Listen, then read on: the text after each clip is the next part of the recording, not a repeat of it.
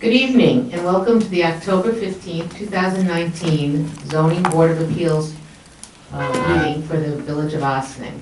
I just want to remind everyone that this is a quasi-judicial meeting. There'll be public hearings and you'll be sworn to tell the truth under penalty of perjury. If you have any I'm winging it tonight. If you have any conversations, please take them outside and do not interrupt the proceedings.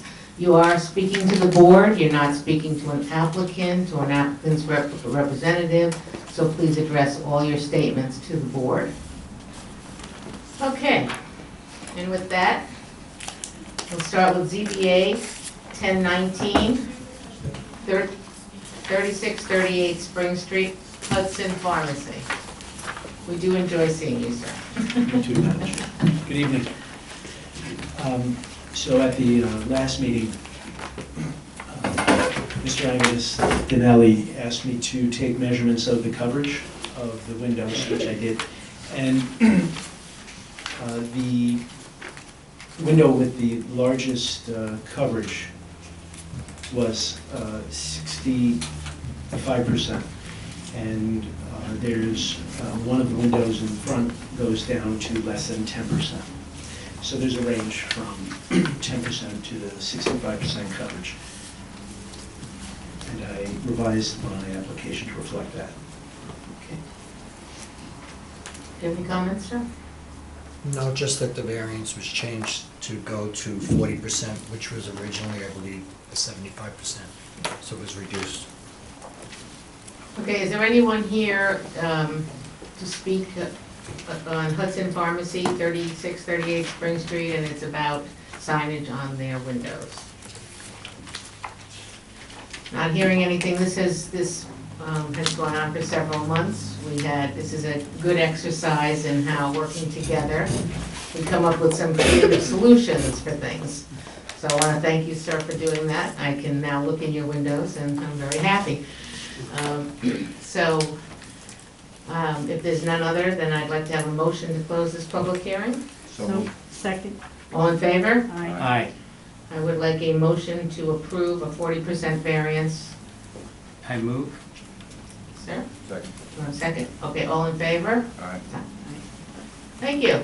Thank you very much for your input. You Thank really you. added to the quality of the image. Thank you very much. Bye. All the best to you. Thank you. ZBA 1519 has been adjourned until our December meeting, correct? That is correct, Madam Chair. Okay, ZBA 17-19, Plateau Associates, 36 Water Street. Applicant is seeking an appeal of a denial for a certificate of appropriateness. Good evening, Madam Chair, members of the board. Is your mic on? Hello? Yes. Okay, I'm speaking from mic. My name is Nick Stolatis. I'm a member of Plateau Associates LLC. Also present are Peter Stolatis, also a member of Plateau, as well as Anthony Giordano as counsel. We appeared at the last meeting to ask you to reverse the denial of a certificate of appropriateness to remove the small office building that remains at 36 North Water Street. At that time, excuse me, we were asked to provide details about our position and our request to the board.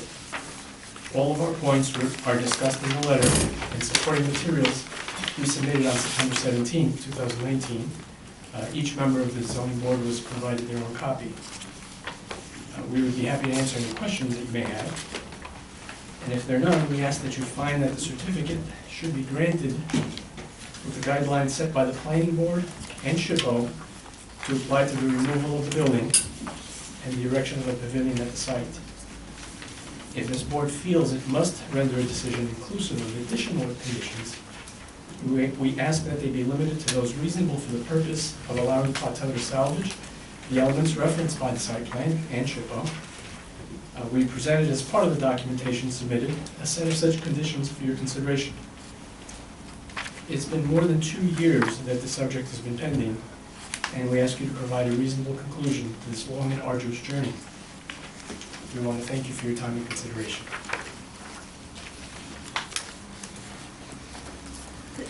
I'm going to ask a question. I read these papers. You had a demolition permit, and then right before you were going to demolish something, it got revoked.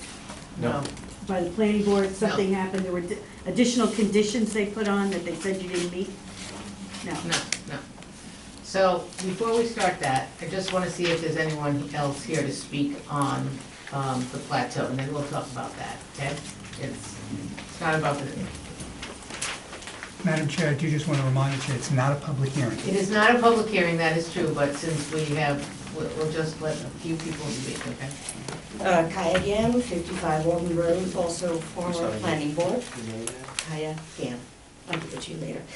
I have been on the planning board for that last year, where the application came to the point where we, as a planning board, could accept the demolition of the office building under very certain conditions. One of them being that the demolition wouldn't start until there was a building permit, not site plan permit, but a building permit, and that as much of the material that was there that had historic value should be kept and stored either in containers or off-site somewhere else. Most of that equipment, most of that material, historic material, would then be incorporated into the pavilion, which also had undergone an incredible amount of detailed design to bring it closer to the original building. I am not going to comment on what the Historic Preservation Commission decided. It is not my place to do that here. I just want to inform you that there are very clear conditions that the planning board put on this particular project, that it's not just a demolition permit, and I do believe that the owners, the Stellatis, know that, and I do believe that that is what they are planning to grant. And I'm having a very positive thought about that they will stick to what we actually decided. Okay, thank you.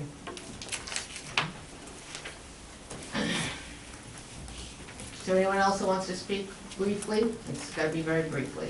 Okay. This is not a public hearing, this particular one. Is there anything that says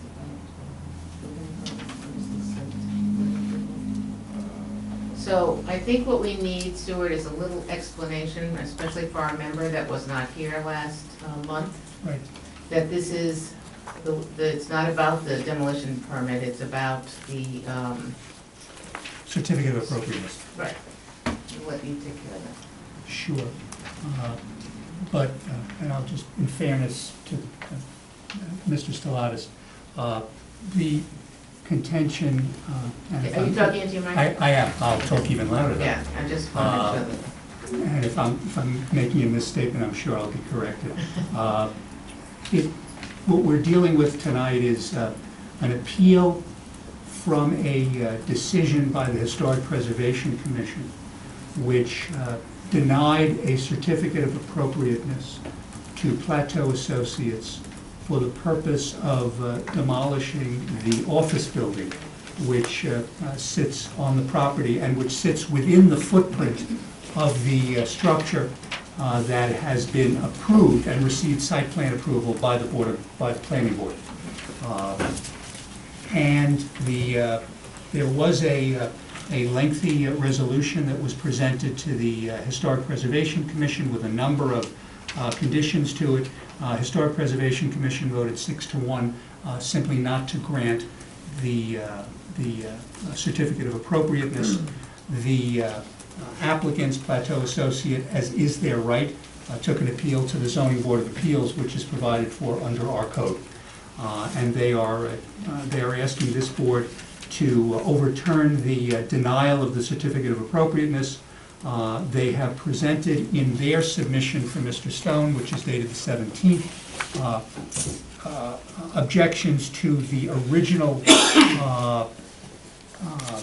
resolution that was rejected by the HPC, as well as proposed conditions that they would put into a certificate of appropriateness if this board thought that that was necessary. The planning board's approval which was back at the very end of 2018. I think it was, in fact, the last document that Joe Clark signed as planning board chair, was the site plan approval for that project. And there were provisions in there that that the applicants would seek to obtain whatever approvals were deemed necessary from whatever land use boards were out there, be it planning, be it zoning, be it EAC, HPC. The applicants have long taken the position that their demolition permit issued in 2008 effectively gives them, to this date, the permission to take the building down. The demolition permit issued back at that time did not have an expiration date to it. Our demolition permits now do have expiration dates. And it has further been the applicant's position that the demolition permit covered the entire parcel. So any buildings that were on the parcel, which would have included the historic, the office building. And again, if I'm saying something incorrect, I'm sure that someone will stand up and tell me that I'm incorrect. Well, we don't want anyone to stand up and do Okay, anything. but Okay, what we I can, want I to hear from apologize. you. That's all I'm You saying. have the floor, Okay, but this is not a public hearing, free-for-all, right. okay? By So- any stretch of the so- imagination. what happened was there was I can say this, and there was a lengthy discussion before the planning board with regard to this building. It took over a number of meetings. The Stellatises were there at those meetings. I was there. I know Joe Tremelli was at a few, Brian Hildebrand was at a few. But the issue of the building was discussed significantly. It then went back to the Historic Preservation Commission for a discussion and for the vote on the certificate of appropriateness, which was at that point, as I said, rejected. So what is now before this board is effectively, what does this board wish to do? Do they want to uphold what the HPC did? Do they want to reverse it? Do they want to simply grant a certificate of appropriateness? Do they want to grant it with some of the conditions that were either in the initial resolution or with the revised conditions that have now been proposed by the applicant? Looking at those revised conditions, they're frankly fairly consistent with what was already approved by the planning board. They're not inconsistent with what the planning board wanted to do. There was a discussion with regard to what to do with those materials and how they would be taken care of. There was a report that was provided by the applicant which dealt with the cost of moving this building, which I believe the cost would have been in excess of $2 million. There was extensive work that would have to be done just to stabilize the building, and that was in fact not even a guarantee that that would occur. The applicant, as I said, has now come before this board, and as I have been reminded, and I believe it's the case, I think this is the first time that there has been an appeal from the HPC to the Zoning Board of Appeals from a denial of a certificate of appropriateness. But what is basically before the board is that I can point out that there were certain parts of the building that were pointed out to the Plateau Associates folks in terms of the decorative coloring that is up at the upper level, and there was an agreement that whatever could be maintained, an effort would be to maintain that, and would be used with regard to the pavilion that's proposed to be constructed, as part of this project. That pavilion would still has to go before the Board of Architectural Review, as does the main building itself. So all of that is still out there to be voted on at a later date. So that's what we have. I think this is. I don't know any word. I just have, Joe, they have a open demolition permit right now that is valid. As far as we have, no, because the demolition permit that was issued specifically stated on it that it was to demolish one building, which was the main building for, I believe it was a 30,000 square foot building. It doesn't say for multiple buildings on one. Okay, now, my second question. They do not need to have a building permit to get the demolition permit. They get the demolition permit, and then when that's done, they can go for the building permit, correct? Yes, an applicant can apply for a demolition permit prior to Okay. permit for construction. So I've read through the conditions, then I read through the revised conditions. And if it's not too much trouble, Stuart, if you could read the revised conditions for certificate of appropriateness. Happy to. And that's in the September 17th submission. I'll go through these. These were submitted by the applicant's counsel. It is resolved that the proposed demolition of the office building at the Brandreth Pill Factory complex pursuant to the May 2, 2019 application should be granted a certificate of appropriateness, which has the following conditions. Number one, a copy of the digital photographs submitted to SHPO, which is the State Historic Preservation Office, shall be delivered to the village's planning department. Two, Plateau shall construct a pavilion dedicated to the history of Ostling's industrial heritage, recognizing the Brandreth Pill Factory as indicated in its approved site plan. It shall be a public amenity and be completed and accessible to the public as a condition of receiving a certificate of occupancy from the village building department. As also referenced in the approved site plan, the applicant will attempt to salvage and use in the pavilion the following: A, a sufficient portion of the sloping entrance canopy to fit on the pavilion; B, the decorative pendant acorns and brackets; C, the entrance double doors and framework; D, the window sills and lintels; E, sufficient bricks to create a display panel; and F, such other interior trim as is feasible. 3, Plateau will engage a qualified contractor to remove the structure and provide a secure location for the storage of aforesaid elements of the office building as are salvageable. These elements will be identified, stored on site in a container that is wind and weather tight. 4, should the applicant sell or assign its interest in the property, the purchaser and/or assignee shall be responsible for the maintenance and protection of the salvage materials and to comply with the conditions set forth in this document. 5, the salvage of the subject elements and removal of the office building shall commence as soon as applicant has all that is required to undertake the work in a safe and workmanlike manner. 6, the applicant is to complete construction of the pavilion such that it shall be accessible to the public at the time a certificate of occupancy is first granted for the residential complex. 7, the demolition of the office building and the construction of the pavilion shall comply with applicable laws, codes, and rules. Thank you. So, Mr. Stellatus, I'm going to presume that you have seen these revised conditions and that you guys are willing to follow what has been laid out in front of you with these revised conditions. That's correct. Okay, that's all I have.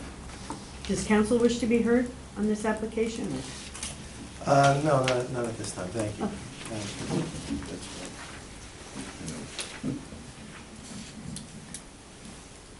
I think one of the questions that we all have is that I'd like to see the word, I'm trying to think of where it is right now because we're sharing this.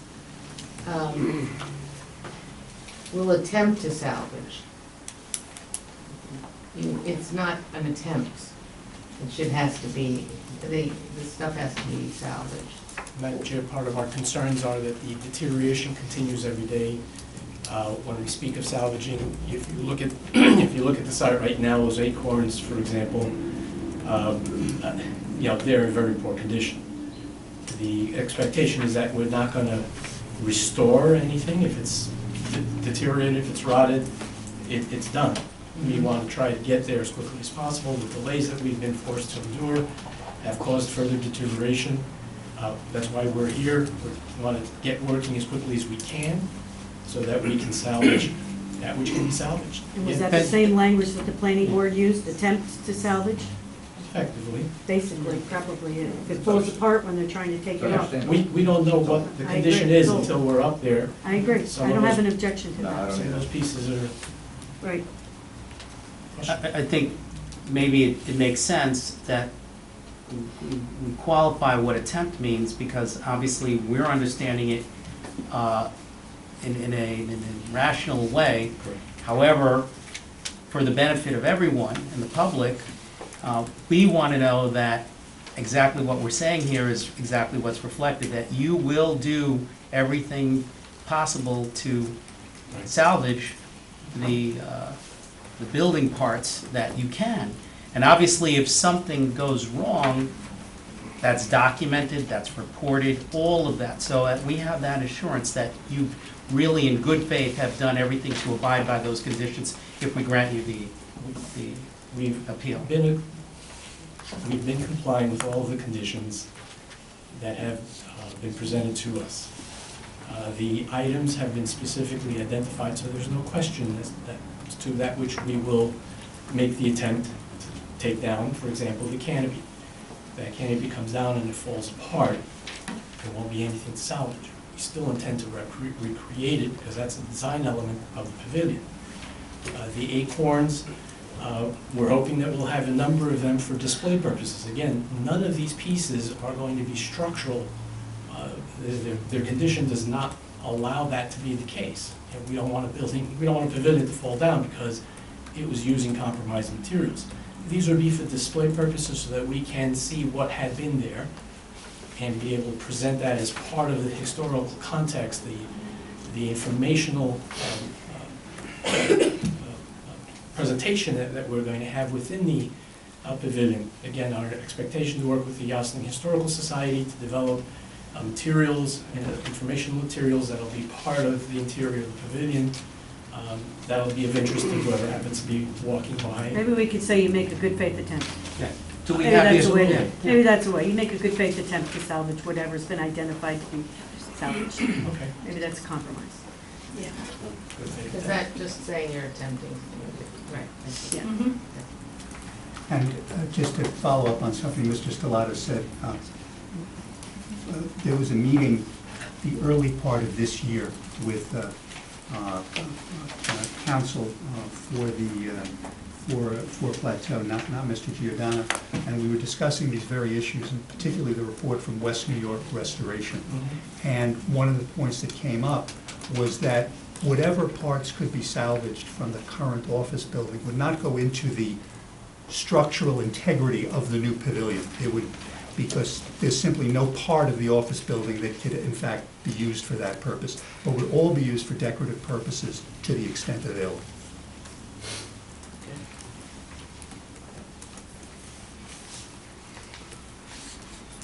Did you have any? No, I have nothing further. No. To We add? have your assurance, then. We're still here. I think one of the concerns that some people may have is that to take down the office, one of the things that was brought up before was to demolish the office building before you have a building permit for the building. That came up just about 10 minutes ago, right? In the discussion. Well, that's one of the questions I have, because from what I'm understanding is that it's believed that they already have a demolition permit. Right. And I want to make it understood that you have to apply for a demolition permit because we do not have one that's open and pending.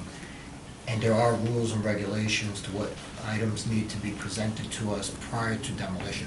Mr. Extinelli, that's probably a topic not best discussed or argued here.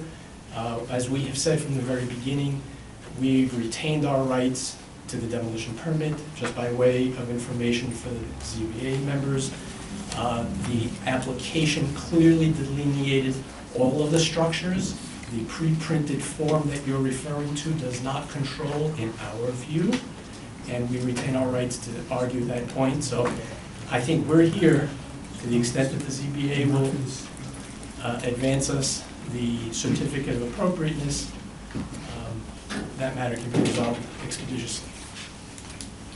Well, I think it is a topic that has been part of the discussion from the get-go as to whether that demolition permit, that, to be totally honest with you, is the reason that they have dates on them now.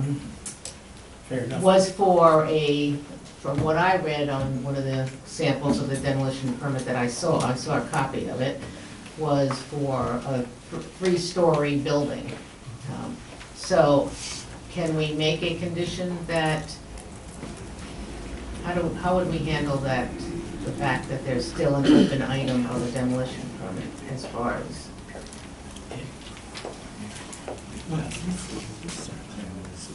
Do it. I think that if this board wanted to, it could, it could require a filing. This has been an area of dispute in terms of the demo permit since well before my tenure. Oh, yes. As to whether or not, whether there was a demo permit for that building or whether there was not a demo permit. Mr. Stellatus is correct, this has always been the position of Plateau Associates, and it is remain that position. They have reserved their right. When they first came before the HPC, it was in the very first line of their submission to the HPC that they were reserving their rights with regard to this. I do think it's a matter, though, that can be worked out. I point back, there is one provision in the demo permit, even if the demo permit is still in full force and effect, which does provide that at the time the demolition is done, the demolition must conform with the currently existing laws of the Village of Ossining. So if the Village of Ossining has certain requirements with regard to what a demo permit needs today, those requirements have to be met, because that's simply what's in the permit, even from the permit back from 2008. But, so I'll leave that at that point. You put a time limit on this, as we put a time limit on our variances, which they are very close to theirs being expired anyway, so. Well, they've actually got applications pending for that, so those will be coming back. The current demo permit is a six... No, not the permit, the certificate of appropriateness. Is there a time? No, there's no, the code does not have any time limit for a certificate of appropriateness. Once issued, it remains in perpetuity. Okay. So, the way we stand right now is that there was a very, very lengthy certificate of appropriateness that the historical group denied anyway. So, as far as we're concerned, there is no, they're here to appeal, they're here to actually ask for a change. They want us to reverse Well, They don't want us to reverse to what they... the denial, they want us to grant it. They want us to grant one, but it's totally different than the one that was originally... To revise. That would be correct. They would want something that would be a certificate of appropriateness with modifications as proposed by their council. Correct. Which is what was proposed by the planning board. Yes. Which are the planning board proposals. Well, the planning board did not make proposals with regard to a certificate I'm of saying appropriateness. it was this... Part of what they have in here is what comes from the approved site plan. That is correct. Yeah. But the planning board did not opine at all on the certificate of appropriateness. Okay. They did not, okay. They did not. Okay. So who drew up the revised proposal? I did. Oh, the revised Revised. was drawn up by their council. They did. Yes. The original was drawn up by me. No. Is there anything that you see that is missing from this? I do not. I mean, again, let me just give a... I want to make it clear that it's what council read was the different provisions. Right. Right? Again, the certificate of appropriateness that was voted on and rejected Right. by the HPC had 15 provisions to it. No, we know that. No, but I'm just making the point. What is in here is a cut-down version in many ways, but is not inconsistent. I'll say this, it is not inconsistent with the site plan approval. Let me say it that way. Not that the planning board specifically made any ruling on the COA, but there's nothing in the revised conditions here which is inconsistent with the planning board's site plan approval resolution. Procedural, sorry, because Excuse me. this is a no. procedural issue. No, Are you asking whether they can revoke the HPCs? There's only that yes or no, and then that stands or not. You cannot overrule the HPC by accepting. we can change the certificate of appropriateness. The zoning board can do that. Yes. I don't think so. Point of order, there is Excuse me, no excuse me. certificate of appropriateness. It There was is- denied. Right, but if we reverse them and we have a certificate of appropriateness and then we make changes to it, Stuart, do you want to check that? Because that's what we had a lengthy discussion on this last. We did. that meeting, but I'm thinking they're covering quite a bit. Madam Chair, Was Madam Chair, Wait, it's not a public hearing. It's not a so public we have to- hearing, All right, and thank you. sorry, it's our discussion, okay?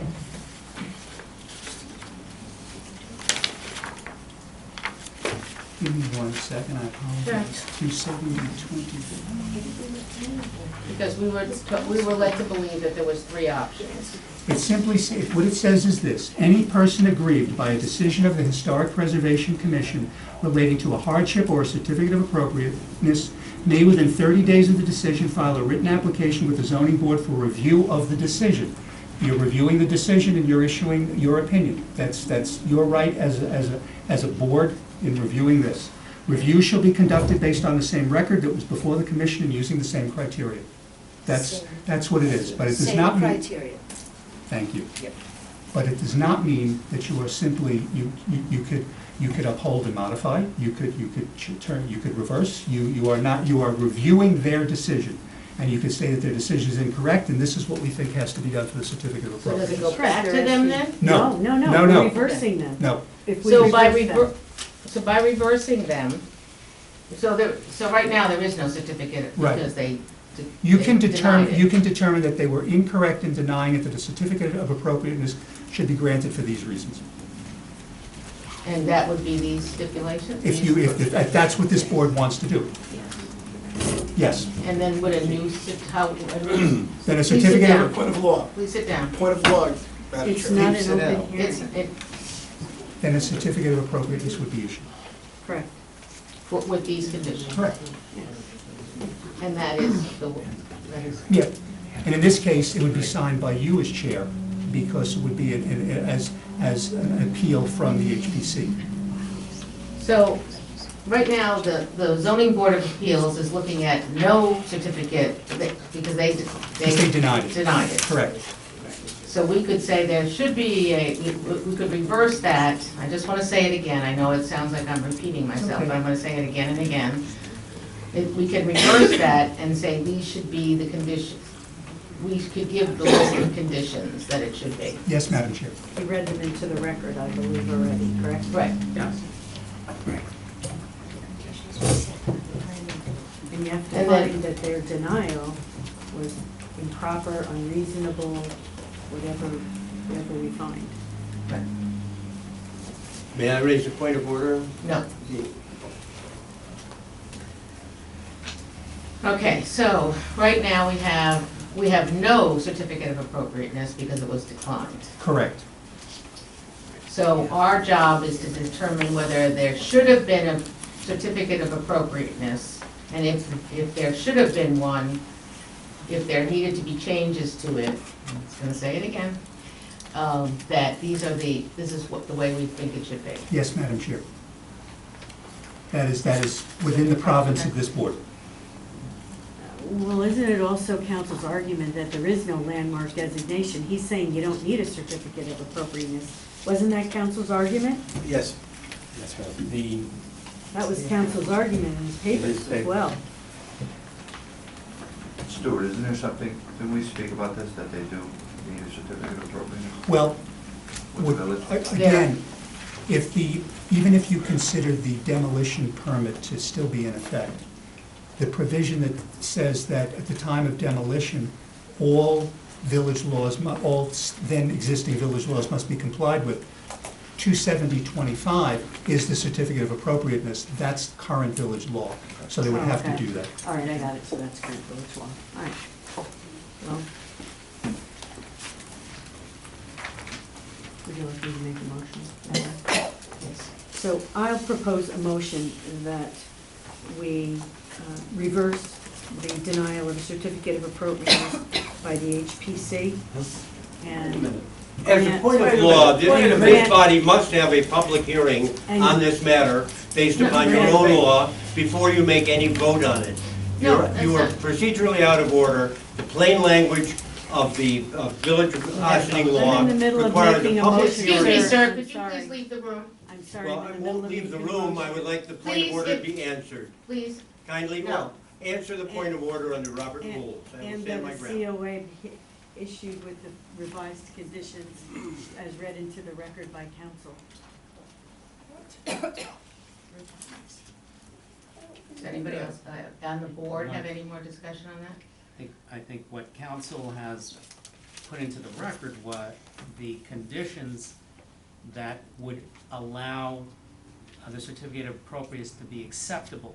Yes. And so that is what Yes. we're going to be voting on, Yes. as a point of clarification. Is there a second? Second.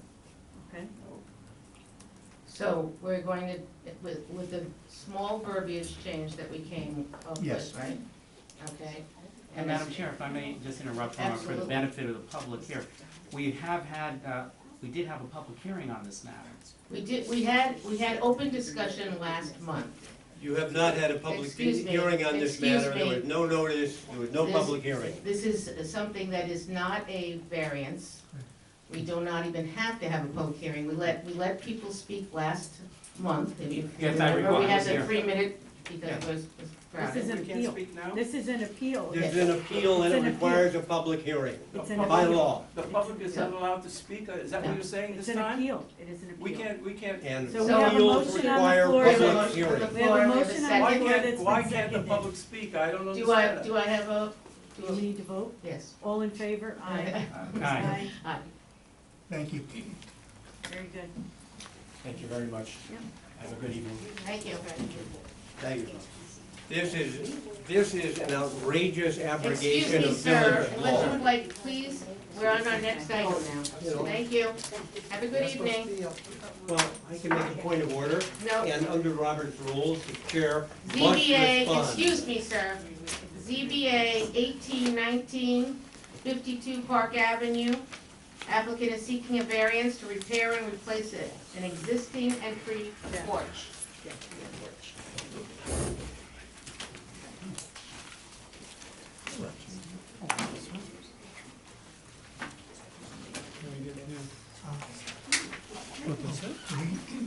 Fifty-two Park. Yep, I got it. Yeah, I looked.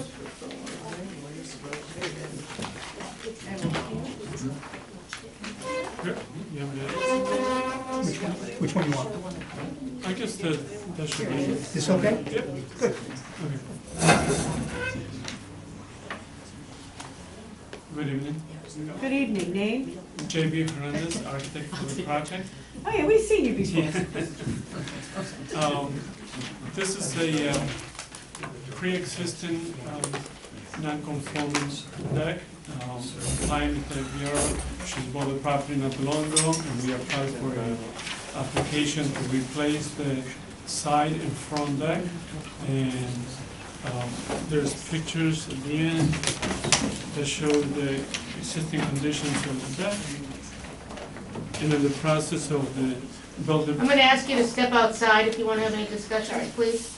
Go ahead, I'm sorry. And the process of submitting the building permit application for this and additional work in the house, we came across the fact that we needed a new, a variance to rebuild the deck. Originally, this had not had a variance when it was built originally, so that's what we're in front of the board. This is, it's in Park Avenue, very close to Pine Avenue, and it has Village of Aspen properties on both sides. There's wooded areas, so there is no, there is no adjacent neighbors that will be impacted by the existing conditions. Just to further explain this application, the intent of the applicant was to rebuild these two decks. Right. We searched and found out that whoever constructed them, probably the previous owner, didn't take a permit, and they were in violation of setbacks, even at the time when they were supposedly constructed. So we requested that, since they're gonna rebuild them, and they're saying in the same footprint, to have a survey done, which is part of the package, of what the setbacks now are, so this way, the board would be able to vote on granting the setbacks based off of the proper survey. And you're talking about this front deck? The front deck and the And side. so that- There's also a side deck, Christie. Oh, there's a side deck. Yeah. And Not- Front you're and not above. changing the size of the, No, we're, Christine, So look at the if I photos. may ask, you're just basically, There's the front. Re- And the one over there is the side one. Oh, left side, yeah. I like the side one. Looks nice. so basically what you're doing is Rebuilding. repairing it, repairing, rebuilding it, Replacing it. and rebuilding it according to code. Yes. Same But he needs a location. variance. Yeah, that with the, well, variance, Okay. with the variance. It's in keeping with the neighborhood, I imagine, Yes. and we'll have to see if any of the neighbors, this is the first time it's done, yes. see if anybody shows up. Is there anyone here to speak on, Whatever the address is. 52 Park. okay, you can't. Oh, your neighbor? Uh-oh, you're gonna have to, you're gonna have to. I'm a neighbor on one of these two, so please don't, unless you, because then you have to recruit yourself. Okay, so we have a situation here that there's no one here to speak on it. What you're doing is you're enhancing the front deck, which I can't imagine, it'll be a lovely front little deck and a lovely side deck. And these are just simply variances Yeah. because of the closeness to the front yard and the closeness to the side yard. Right. What's the difference in the, what's the side yard setback your you're supposed to packet. have? It is supposed to be 12 feet and it's 4.2 right now. And you don't, you need a variance, 7.8. They need a Oh, variance to 7.8. 7.8. Yeah. 7.8 feet? Okay. in here. Okay, so you need the front yard and the front yard isn't as bad as the side yard. And, Right, and and then- a variance to both side yards. Right. Because again, these lots are very small and these houses sit right on the lot, right? Okay. Does anybody have any objections? Does anybody have any more discussions, other than being? Did you get a notice? Yeah. Well, there's no neighbors that are here to complain about this. Yes. I imagine it would improve the look of the neighborhood, I Do I, imagine. okay, sorry. The area of the neighborhood is similarly situate, I imagine, other properties with these small lots. Yeah. Tuck everything in. So do I have a motion to close the public hearing first? So moved. Second. All in favor? Aye. Do I have a motion to approve these variances? I so move. Second. All in favor? Aye. Thank you, sir. Thank you. And one abstention. I got it. Thanks. Did you abstain because he's in the neighborhood? Okay, here we go. ZBA 1919 60 Sage Drive. Get any closer than we have some? Hi, good evening. Good evening. Please give your name and address, please, Mike. Annie LaSala, 6 Osage Drive West, and I'm managing member of QBR Ventures. Okay, because you don't live at 6 Osage Drive West. Where do you live, ma'am? I live in Croton, Okay, what's your address? 48 Quaker Bridge Road. Thank you. Croton on Hudson. Only because I live around the corner. Okay. So can we- Oh, hang on, I'm sorry. That's okay.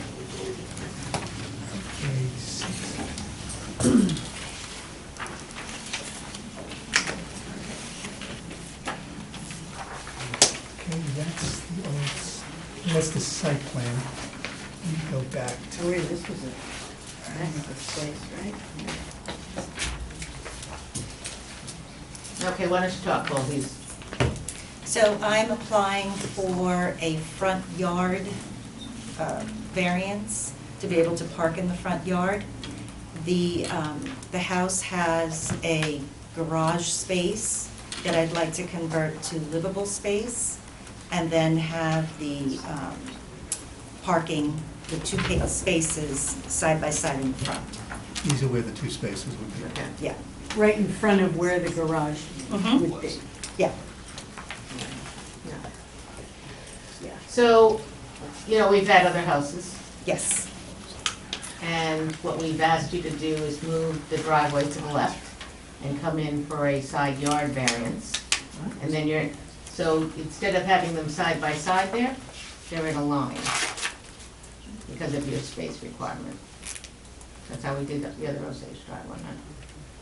So, instead of having the side by side parking, you make your driveway right here, and then you're not so much in the front of the house. If you go, Would it I was would it only be in front of the garage, the two no, cars? no, no, there is no garage. They're gonna- No, when she takes it away, They also, Yeah. they also moved the front door they moved the front door? to the side, yeah. Right, we had another situation like We this. had one, 3 houses down. And I believe they moved it over to about a foot off the property line, we granted a variance for 3 feet. Right. Right, that's what, But is this a stone driveway all the way out to the road? It's a cobblestone, It's yes. a cobblestone driveway, all the way, you want her to lift up the cobblestones and change the driveway? I want her to move the driveway to not in front of the house because it used to be a garage, and every house has done that, on that block. And it's I not, think it it's was- not in good shape, though, it's not a good shape. I may have to abstain from What's this. not in good, well. The driveway. Well, when we started this application, it was specifically stated that we needed to have the cars side by side, because our original intent was to have them one behind the other, but we were told that that's not Who told you that? the building department. Did you tell her that? Right, because in the code, it's, in the other application, if I'm correct, the applicant only wanted one parking space in the front, so there was no, like, macadam parking one in front of the other. In this case, they wanted 2, and the code says that you have to have 2, if you create 2 spaces, they have to have unobstructed, they have to be unobstructed to get out to the street. So if you provide 2 spaces, one in front of the other, the car closest to the house would not be able to pull out without moving the other car. Can I Well, just, if you look at her example, she comes up the existing driveway and she goes into a space that you can't get out of if the car's next to her anyway. Well, you could go a little bit over the edge of the driveway. Or jockey the cars around. Right where the driveway turns to your left, Yeah, you're locked in. You're locked in. Well, I think the way that's presented there, I don't think you wouldn't be able to drive and park in that left spot, Exactly, the way it is. You'd have to make the curve, exactly. yeah. Or you just pushed off the But- driveway. We'll make so a- if I could just address the board, it was drawn up this way because the building department specifically said that that is what met code. Okay. I didn't ask for 2 parking spaces. It was also reiterated to us that the zoning requires that we have 2 parking spaces. That's correct. Right. Okay, You have to have 2 so parking I would spaces. just like to emphasize though too, and I'm gonna have to abstain from this because I live around the corner, okay? You do not have the stone porch anymore. Yes, we do. You moved the door. We moved the door, but the stone porch is still there. The only stones that were removed were the ones in front of the rotted frame. can you increase the driveway in that corner where it comes in like this? Yes, I can. And make it so that car could swing around, Yes, I can. rather than doing Or you anything could else? just move the driveway. I don't believe that that's reasonable to make her move the driveway. I don't have a problem with that if she wants to make it so that car on the left-hand side can swing over that portion of the driveway to get in and out. I think I that have- that's reasonable. Yes, I have a little bit over 4 feet of space and still stay within the setback Yeah. of 4 feet Yeah. to be able to expand the driveway if needed. Yeah. I don't feel I would need to if I was able to just get by with 1 parking permit, a parking space. Most But if people have I, 2 vehicles, why would you want to go down to 1? the people that are buying this house have 1 vehicle. But That's just, you know, Yeah, that doesn't, that- I believe we'd be setting a precedence here, and what we did with the other property on Osage, where we gave them the variance to move to the property line, what was within a foot, I believe, Yes. and to stack the driveway with the 2 cars on the left, and have nothing, or barely anything in front of the house, You're not whether it gonna was a have enough- garage or not. Won't have enough votes tonight. You're gonna have to ask her to come back. Yeah. If she's recusing, I'm gonna vote in favor of granting her a variance and That- application, as that is, And if she's she's gonna- willing to extend the driveway and cut out that little corner and make the driveway go that way. All right, I think you're missing the point here that we cannot park in our front yard. All right, you're missing that point, and that's why I'm saying, yeah, it's gonna have to come back anyways She's for a asking for variance. a variance to park in the front yard. But Right, this is something and we've we're not, been, we don't give that, we're not setting that precedence that, no, everybody's gonna come in and wanna park in the front yard, because we gave it to We this get person. many applications for people to park in the front yard in town of Austining. You have to, and sometimes when you look at the conditions and you look at the application, you have to take each one on its own merits. You can't say, I'm doing this because I did it somewhere else. I beg your pardon? In this particular application, she had a garage parking space, which she's eliminated to expand the size of her house, so she created a garage. Right. But that. That's only one But factor. that's, And it's not a determining factor for an. That is only one factor, and it is not a determining factor, correct? so I am going to recluse myself from this, so we are going to adjourn you until next month. Yeah, go ahead, Just Jim. one- I'm sorry. No problem. Just for clarification, when you and I met with the applicant, we had questioned the 4-foot buffer required from pavement to the property line. I don't see that made as part of this, it's just parking in the front yard. They were, It they doesn't were look like they proposing to provide that. maintain the 4-foot setback. Is- Their intention is to leave the 4 feet distance required to not require a variance for setback. Do we know we have that, though? It's not dimensioned on the plan, just looking at that 8-foot dimension from the house. I don't see how you have. It looks 4 very- feet. If you It put that. doesn't, it looks like it's less than 4 feet. If you put that second parking spot in there, you need a variance for the property line. You wouldn't need a variance at all if you just parked the cars in front of each other in the driveway, right? Correct. Would that be allowed? I wouldn't need a variance, and I could widen the driveway and still stay within the 4 feet required and have ample room to. Well, you may not need a variance then. I don't think the code doesn't allow for tandem parking, though, that's the problem. Right, In it front of said- each it's- other? Right. It says specifically. You don't get credit for 2 spaces when you park a vehicle behind the other. Right. It also has an access section that says unobstructed access to and from the street shall be provided. So I think what What has is to con- happen. I'm sorry. No, go ahead. What is considered an obstruction? Because it's a cobblestone driveway with grass on either side. I mean, if it's in an emergency, could you get out? Absolutely. So I'm not sure what the limitations are. The limitations are that you're in a neighborhood that you should have a driveway when you're exiting out, and you shouldn't be driving across the grass. So I think what we need So to we do, have- I think you need to address this again with the building department.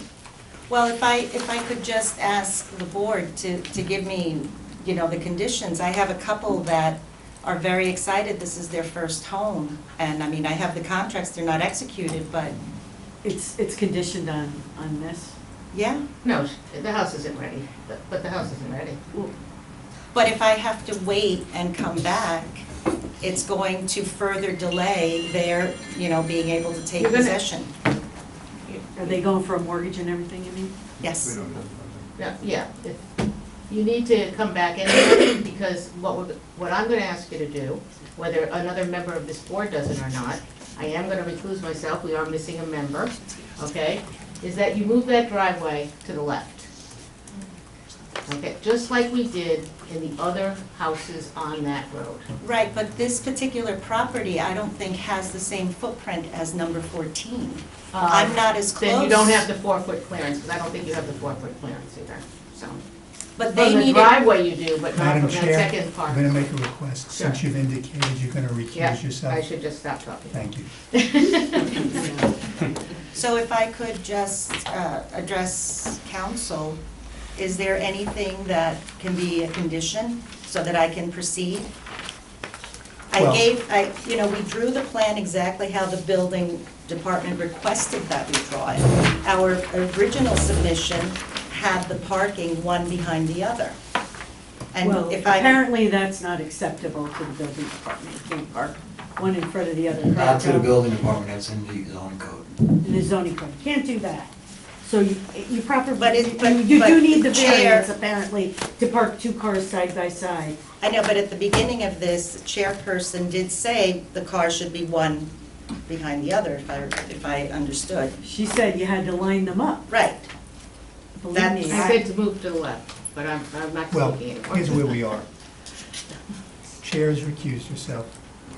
We have 3 members, and one member has indicated that there's a particular process that we've done on other houses there. Yes, but you have to consider each application on its You're own 100%, merits. you're 100% You cannot correct. say because we did this for somebody else, we're gonna do this on your no, application. I'm That not- is unacceptable. I'm not, I didn't mean it as a criticism or anything. I'm Do just not sort of do laying it that. out because Right. I just want to make It'll be clear reversed. You cannot that do that. at this point, unless I have 3 members who can consent to put certain conditions down for this, be it that the driveway is widened to some extent to Well, allow that was for my the access, proposal. to allow for the access for the To second widen the car that's to the driveway on the left. left and to allow the 2 cars to park there. And I I think don't that, think that would be unreasonable. I don't think it's unsightly.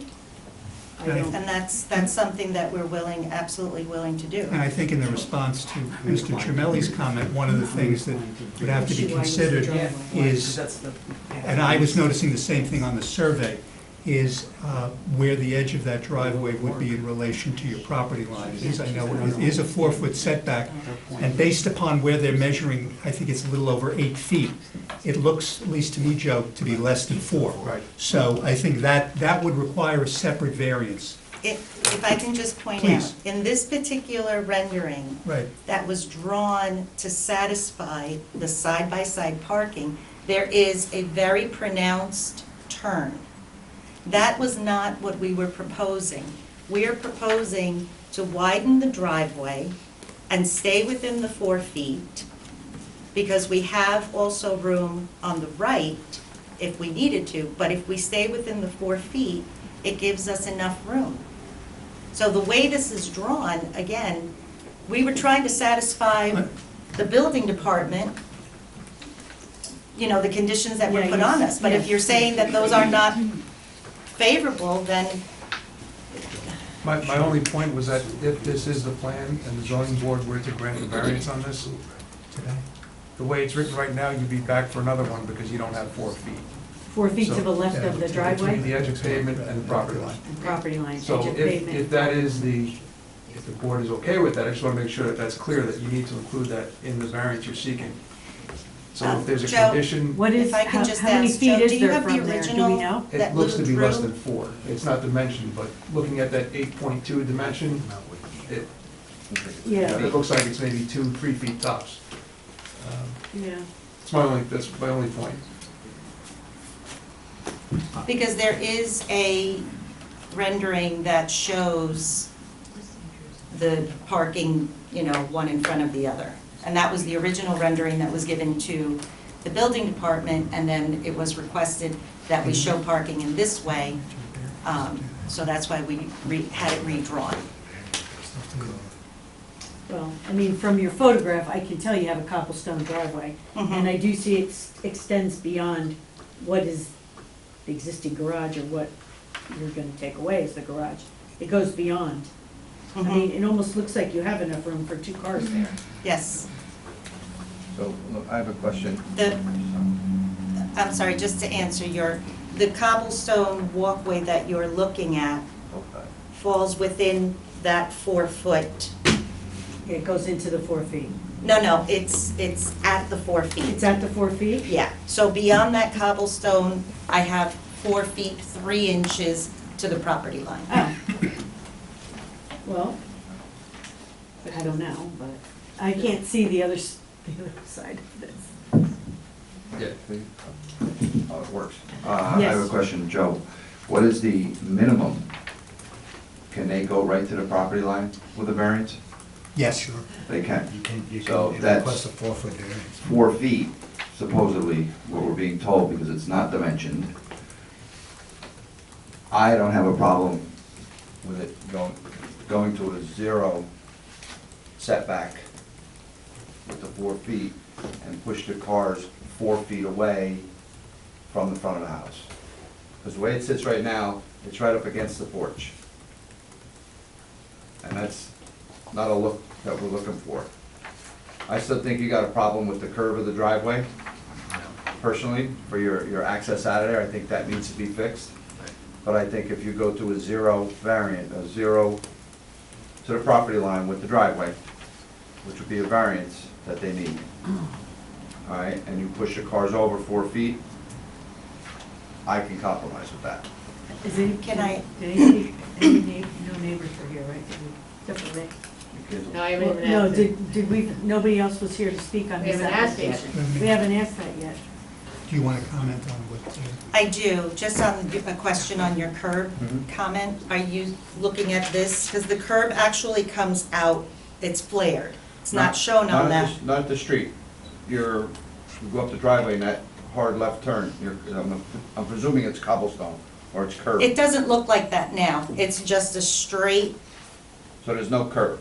there's no cut like that, So if you no. would Again, push the cars over to the property line, if we were to expand by the 4 feet, we were gonna expand from the top where the cobblestone walkway is, straight down. We were not going to create that turn.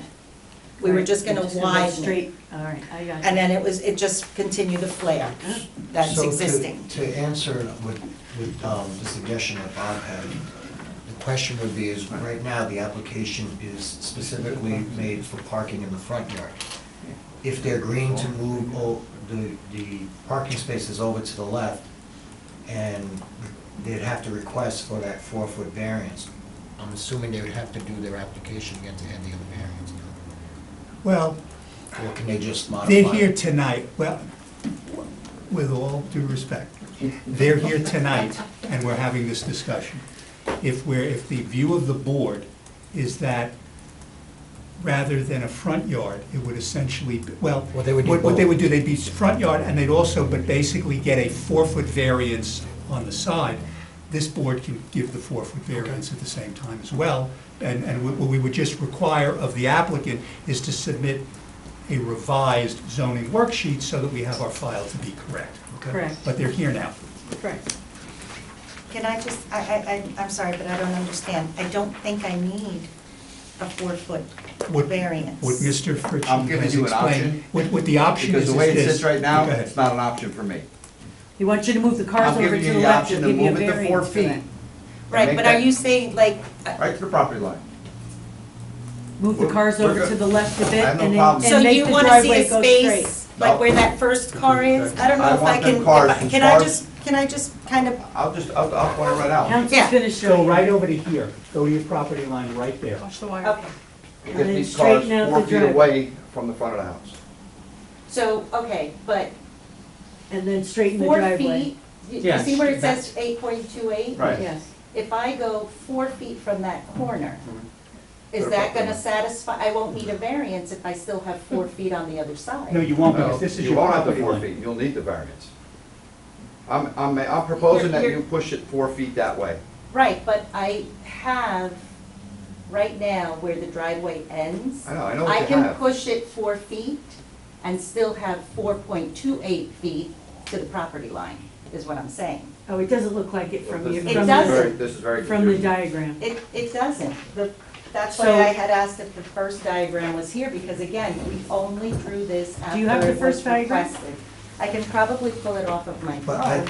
I believe, if I'm understanding what Bob's saying, that he would entertain having you park in the front yard if you can move your spaces as furthest to the property line as you can, which would be to the property line. So wouldn't, it's not just moving it 4 feet, if No, no, it give me means 8 you're feet. moving it 8 feet, move it 8 feet. The idea is They not want you to to get it have, to the property line. Right. is not to have the cars right up on top of the house. Right. The Right. further But But away if you it can. was, Very if it good. was a garage and you parked outside of the garage, I know, but you're taking the garage away. okay, so, It'll look like a front of a house then. Mhm. So you'll be parking in front of somebody's window, maybe it's a picture window, I don't know. But if you slid the cars over to the property line, Mhm. they're proposing that you ask tonight for a variance to go up to the property line, move the cars, so the cars will look like they're a bit away from the house. well, I The can, board would be willing to grant you that possibly if you can straighten out the driveway a bit too, so each of those cars are gonna be able to get out. so what would be the target width? Since this isn't really an accurate The drawing? width of 2 cars, I would Yeah, imagine. you have to make them 9 feet wide by 18 foot depth, so you're gonna have to have that driveway 18 feet wide. 18 Create feet. two. But you don't want that all the way out to the street, do you?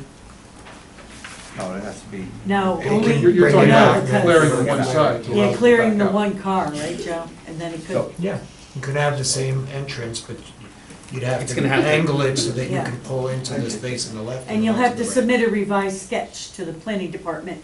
once so you do- retrospect That's would be fine. gaining 8 feet, Yeah. right? If she's saying we have 4 foot now, but she can go another 4 foot, so we go 8 Right. feet, that moves the cars even farther over. Correct, correct. I don't see it according to the drawing, but I have no dimensions to go by. Is the survey in the, You Shows have the to In the same, send it packet? here to shows the the same packet. 8.2 feet. Yeah, okay. And Joe, the first drawing that we submitted isn't part of the packet anymore? No, it isn't what you proposed to the zoning board application. So, I mean, I can move it to that property line. You know, I don't know how the neighbors are gonna feel about it, which is why I was trying to work within the 4 feet and at least leave a little bit of a buffer between both homes. Yeah, 4 feet's not far. But if I'm within the if I'm at 4 feet and I have the 18 feet, because I think I have 18 feet. Maybe she could shorten the porch. Maybe she can shorten the porch. How's the existing porch? Are you keeping the porch the same the way it is? Or you're gonna shorten the porch? No, the porch is a cobblestone. I see it in the pictures. Yeah, yeah. And it looks like the existing driveway is 18 feet. Well, it looks like 18 feet from this site plan. It's already 18 feet wide. That's the proposed. Oh, that's the proposed. I don't know dimensions from the property line to the porch. Right, from the new drive to the property. Madam Chair, I know you recused yourself, but let me make a suggestion. I just wanted to say one thing to you, though. Thank you for taking care of that house. Yes. Let me make a suggestion. 2 things. One, and I want to thank the building inspector for this. The notice to the neighbors Right, did not mention the 4-foot variance. correct. So I think that part of the so we don't, so neighbors could come in and say, we didn't know that that was what was going to Correct. happen. So that's one issue, but clearly, we don't have something, it looks like, with complete dimensions for how this is going to be laid out, based upon what we've talked about. It may be best, and I understand this, causes a delay to you, ma'am, and I apologize, but I think we need all those dimensions to see how it's actually going to lay out, how much space there is. Can I ask a general question that has nothing to do with this particular property? Of course. Can someone continue construction while this is in front of a board like this? Construction. Inside of the house construction? Sure, the variance has nothing to do with parking.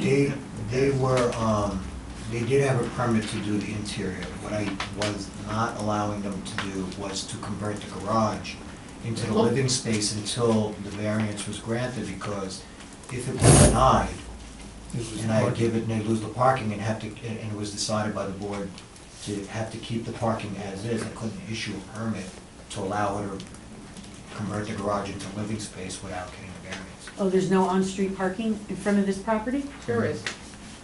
Is there on-street parking? Then they could park on the street. How could you There is deny no it? on-street parking. Oh, that's what I'm asking, There's is there no on-street on-street. parking? All right. If there's Not that on-street I'm- parking, not they that could I'm park aware on of, the and street. you have to get an overnight parking. Oh, that's. If it's not on Osage, it's on Susquehanna.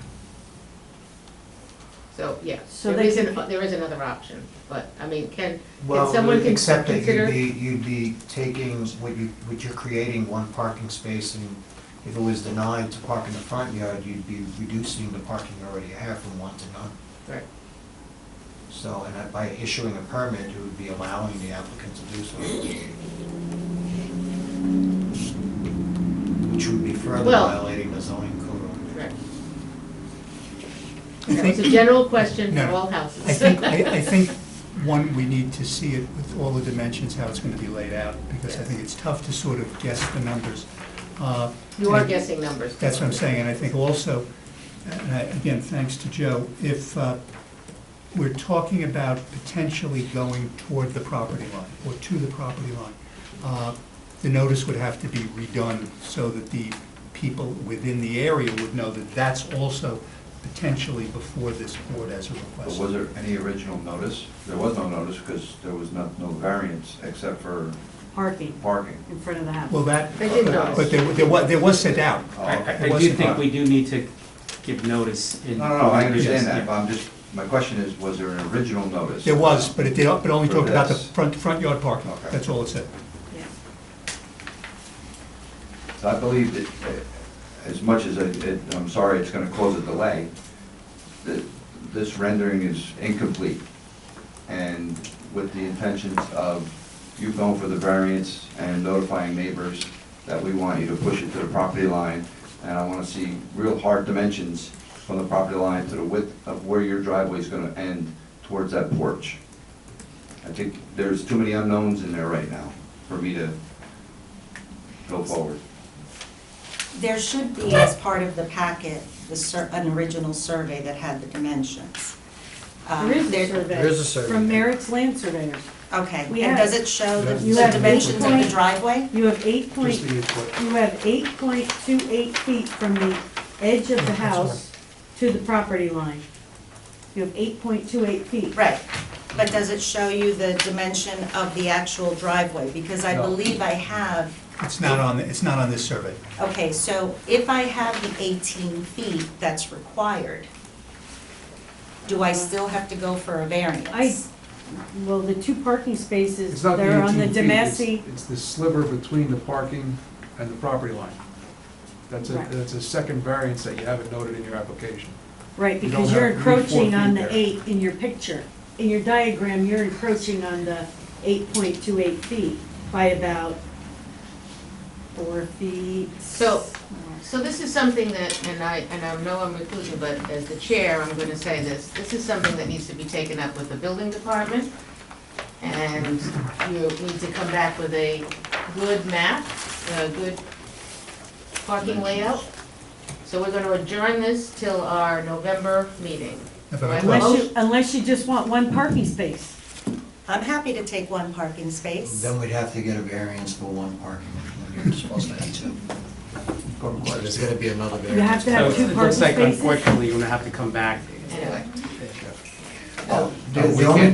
We could grant Can't. the one parking space tonight if we. no, they have to So- have, the house has to have two parking spots. Well, they'd have to require, It has to have two, they'd have to they ask for request the a variance second for the variance one, for that. they have to ask for a variance for the one. Right. Which is So- not what they're asking for. Well, if I can ask the Which was the board, notice what then? would you be able to grant tonight so that I can continue and not hold up this sale? Oh, you mean because you were told you can't convert the garage at this point? You can't do any work inside? No, I can continue Okay. to do work inside, I just have buyers. So, I mean, I have a contract here, it's not executed, but I have buyers. I think we So- have too many, unfortunately, Mrs. Yeah. Sal, I think we have too many open questions.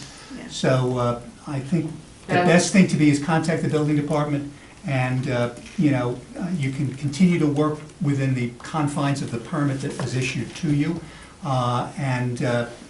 Back on the 12th, I think we'll have all the information that we need. Right. Hopefully, we'll have 4 board members at that point who'll be able to, issue For a the decision. November meeting. For the November Right. 12th meeting. So the only thing that I want to make sure, since I will be working with her tomorrow, is,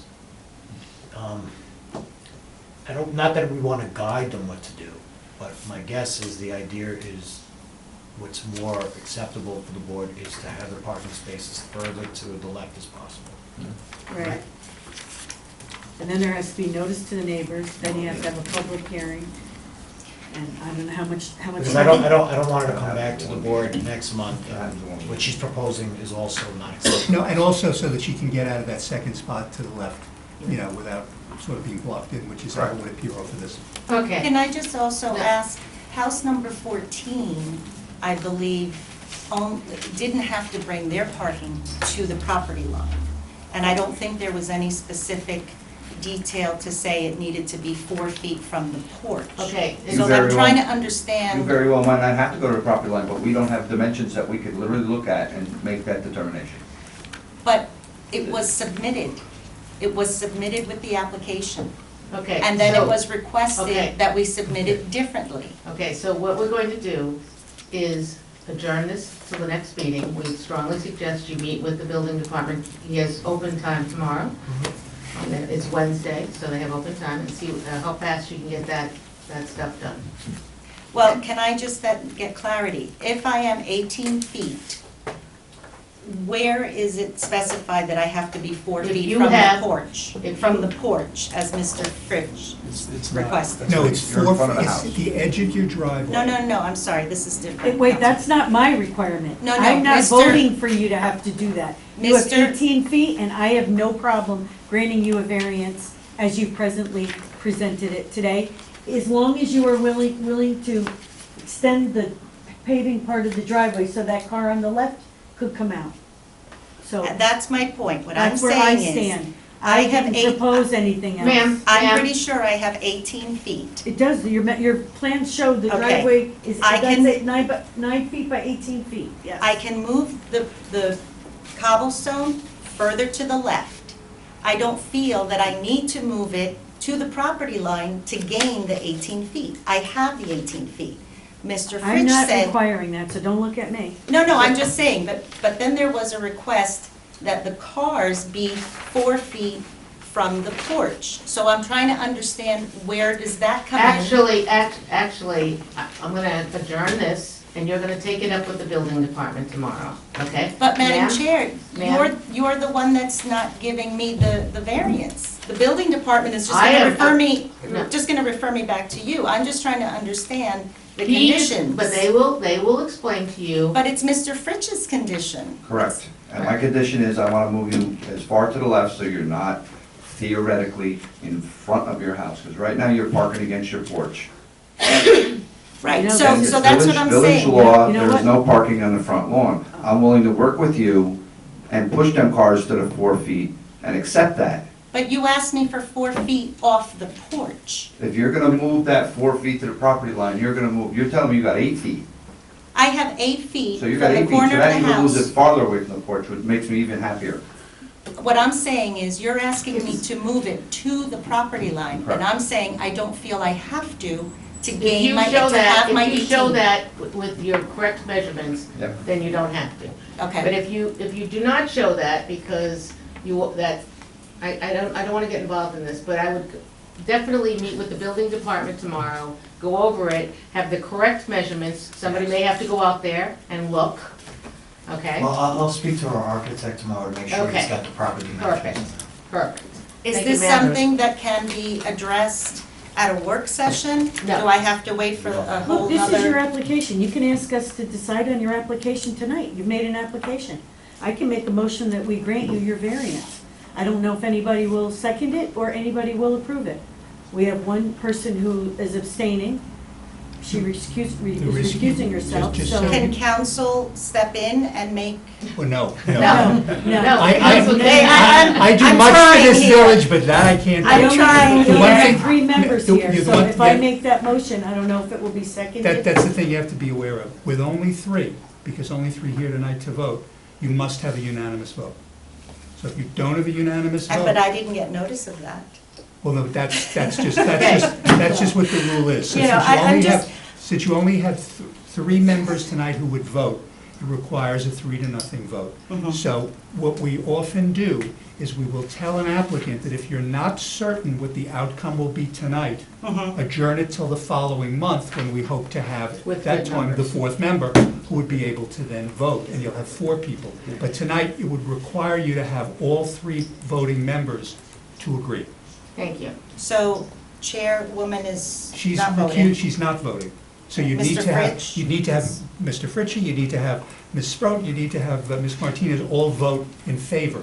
If they Okay. do not, if there's 1 no, then it's defeated. So it may be in your interest to wait anyway for the month, so that way you'll have an extra person And of here. significance, you said the people that you're trying to sell the property to, how do you know they only have 1 vehicle?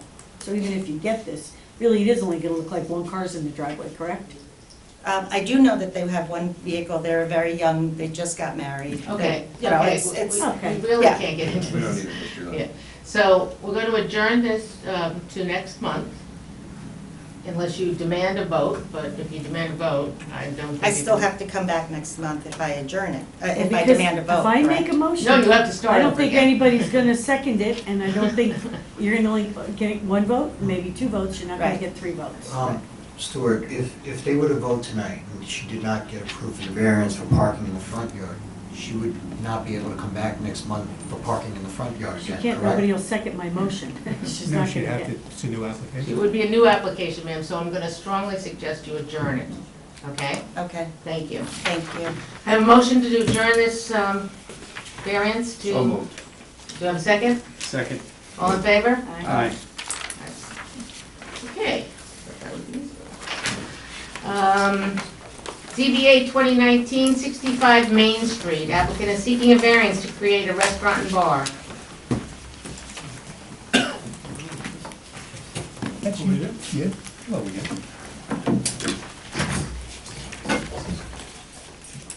Hang on. You can, It's a bit more than a restaurant and bar, there's Well, also I'm sorry, that's what it says on my, it says what it says on my application. This is 65 Main Street. Please give your name and your address, please. I'm sorry, Peter Chernoff, 28 North Malcolm.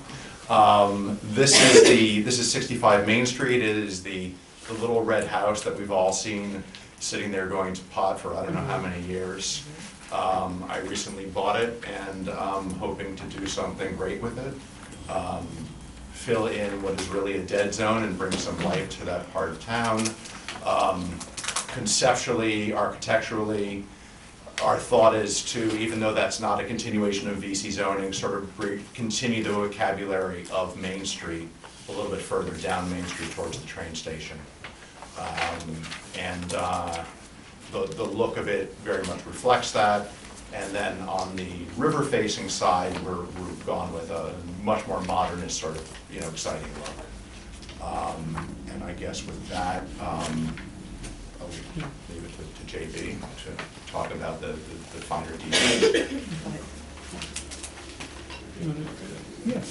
Would you like the first page? first page. Oh, sure. So it is very surprising the way that our zoning goes, that that is not a continuation of the retail on the first floor. Yes, Yep. Broughton Avenue is, right? Can I just make, before they present what they're doing, the application, although it says in here, seeking a variance to create a restaurant or bar, the variance that's being requested is not for the use of a restaurant or bar, it's for Okay. the setbacks, the variances. Oh, it's a Parking, setback. Yeah. Parking, It's an area impervious I surface did see that, coverage. but yeah. Yeah. Because a restaurant is a I love our permitted use. description. Huh? Right, so, Yeah. It's a right. permitted use, so it's not, Right. they're not asking I for was, use. I said to myself, yeah, go, okay, go ahead. Okay, so as Peter was saying before, the 65 Main Street is one of the oldest buildings in downtown Aston. And when we started looking at the project, we making an effort to maintain the building and to add to it. The property is in the waterfront district, the Yeah. waterfront district, and per se, because of the location of the property, you have all these setback, all these variances that will require. When you look at this district, there is most properties in the district do not meet the requirements of the zoning. So we end up requiring, the variance that requires are lot area, impervious coverage, street line setback, lot line setback, also for parking and the number of parking spaces and the density. If you look at the area between our site and towards Main Street, there's like 12 properties. They're all in the same district, and I think our property is the largest. And they all are against the property line. So what we're proposing is more congruent to what is existing there than if we were going to apply the current zoning requirements. What we have here, again, you see all these pictures we provided of the historical connotation and location of the property. Then what we have done is, We get to see some more Which one you want? pictures?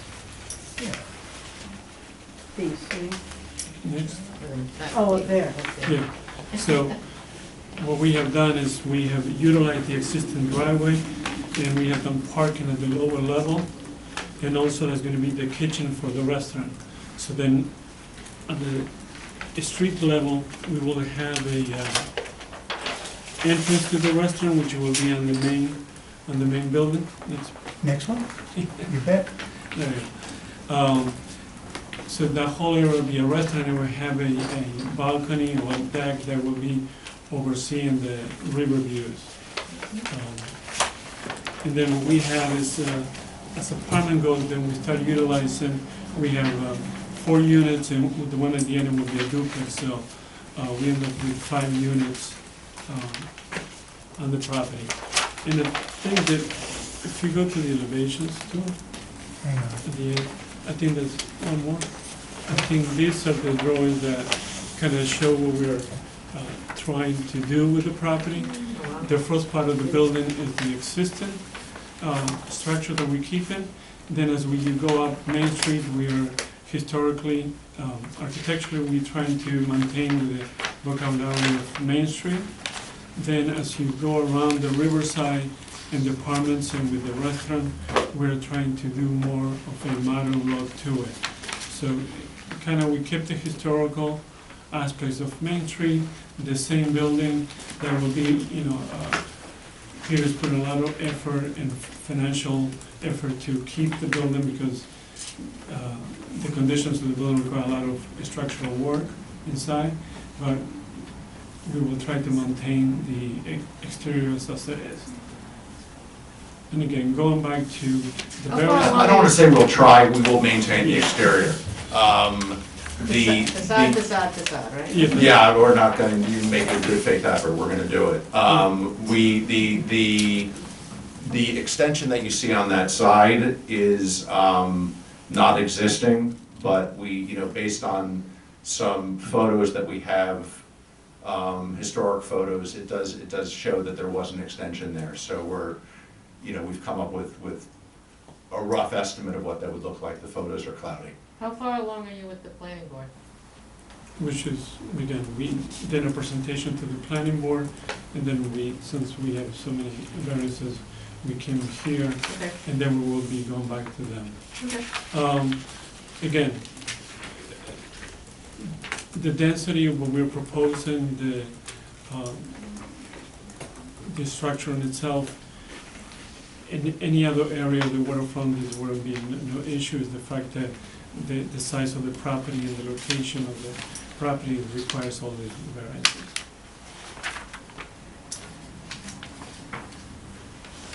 Well, it's very much an extension of the downtown, which is everything is on the property street level. Yeah. Yeah.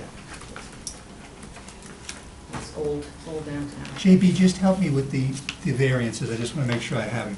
You've Right. got side yard, both side yards. Stuart, actually, I think part of the problem is that the form, the way it's set up, doesn't have What they categories need. for what they need. Because I was noticing on the So plan. It looks like the data put in is accurate, but the category isn't. Right. So what I've got, because JB, on your plan, your first page, you've got lot area, which is Mhm. pre-existing, that would be Right. pre-existing. But you've got impervious surface, Right. street line setback, lot line setback, parking, I've just got that. The And- density will be increasing by 1, so that's not more. So your density's going, what, from 3 to 4? Is that the? From 4 to 5. 4 to 5? Yeah.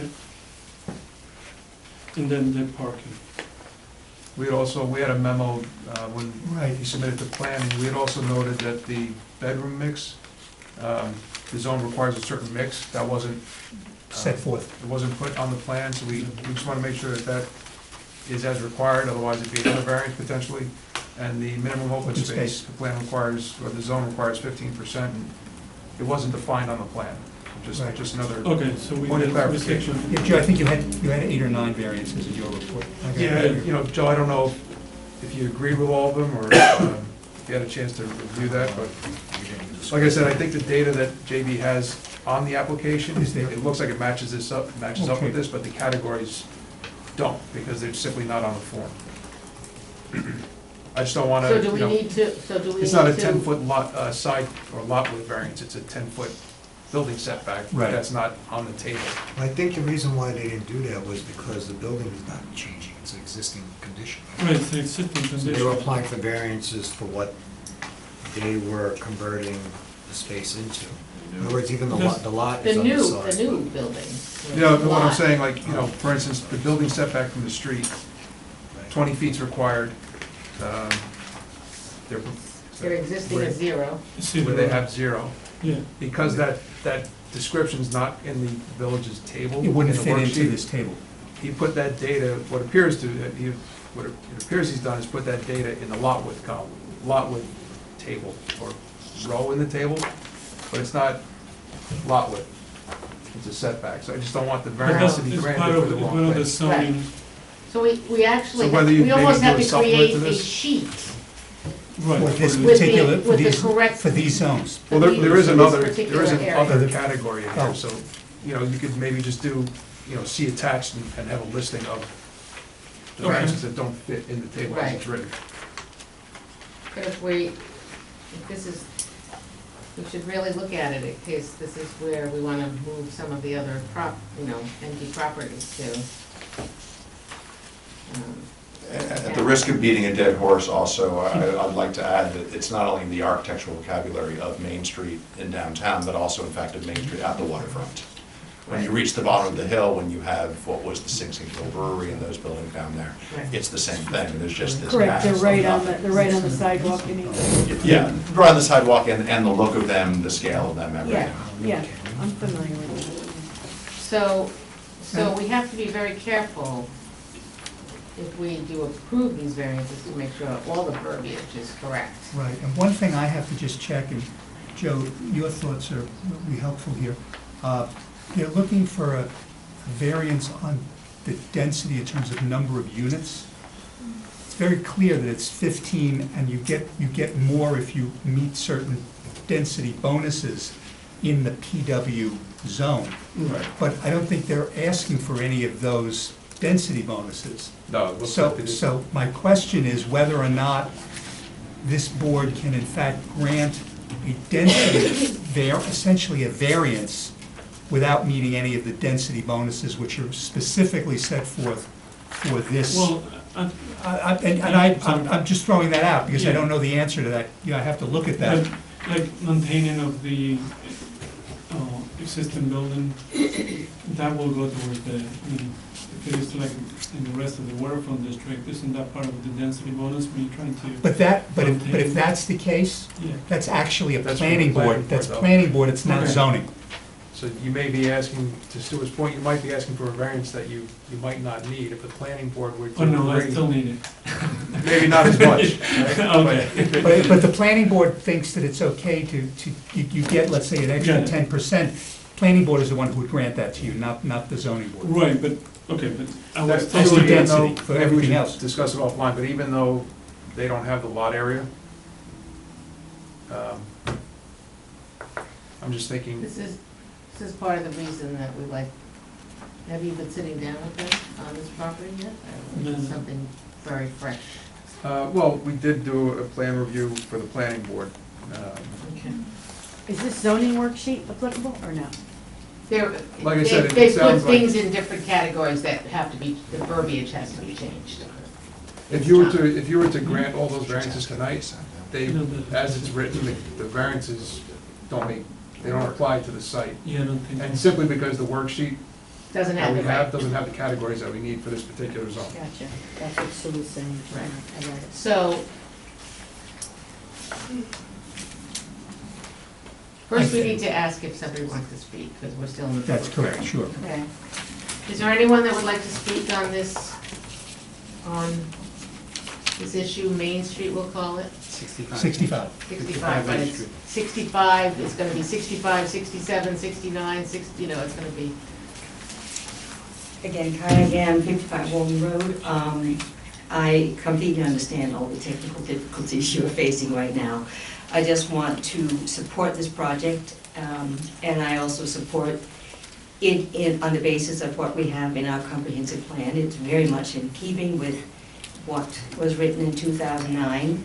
And lastly, also do a pitch for form-based code, so that, you know, we will have that at some point, so you don't have to sit and have to deal with these Right. small tweaks.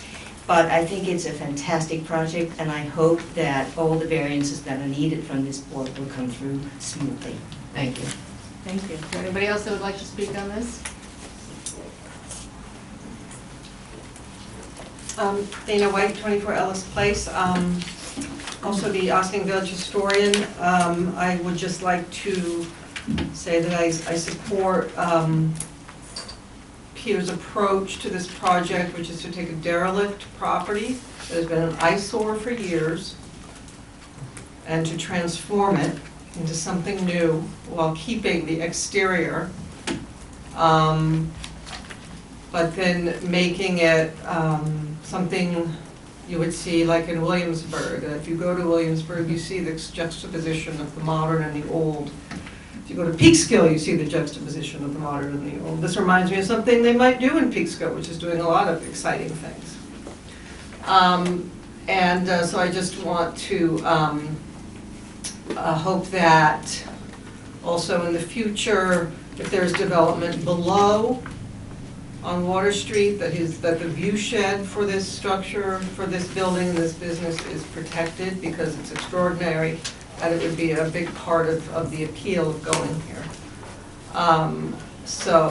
Thank you. Thank you.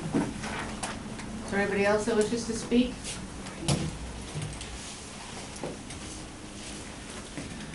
I've known Peter, Your name? Gary, And your address, sir, I'm sorry.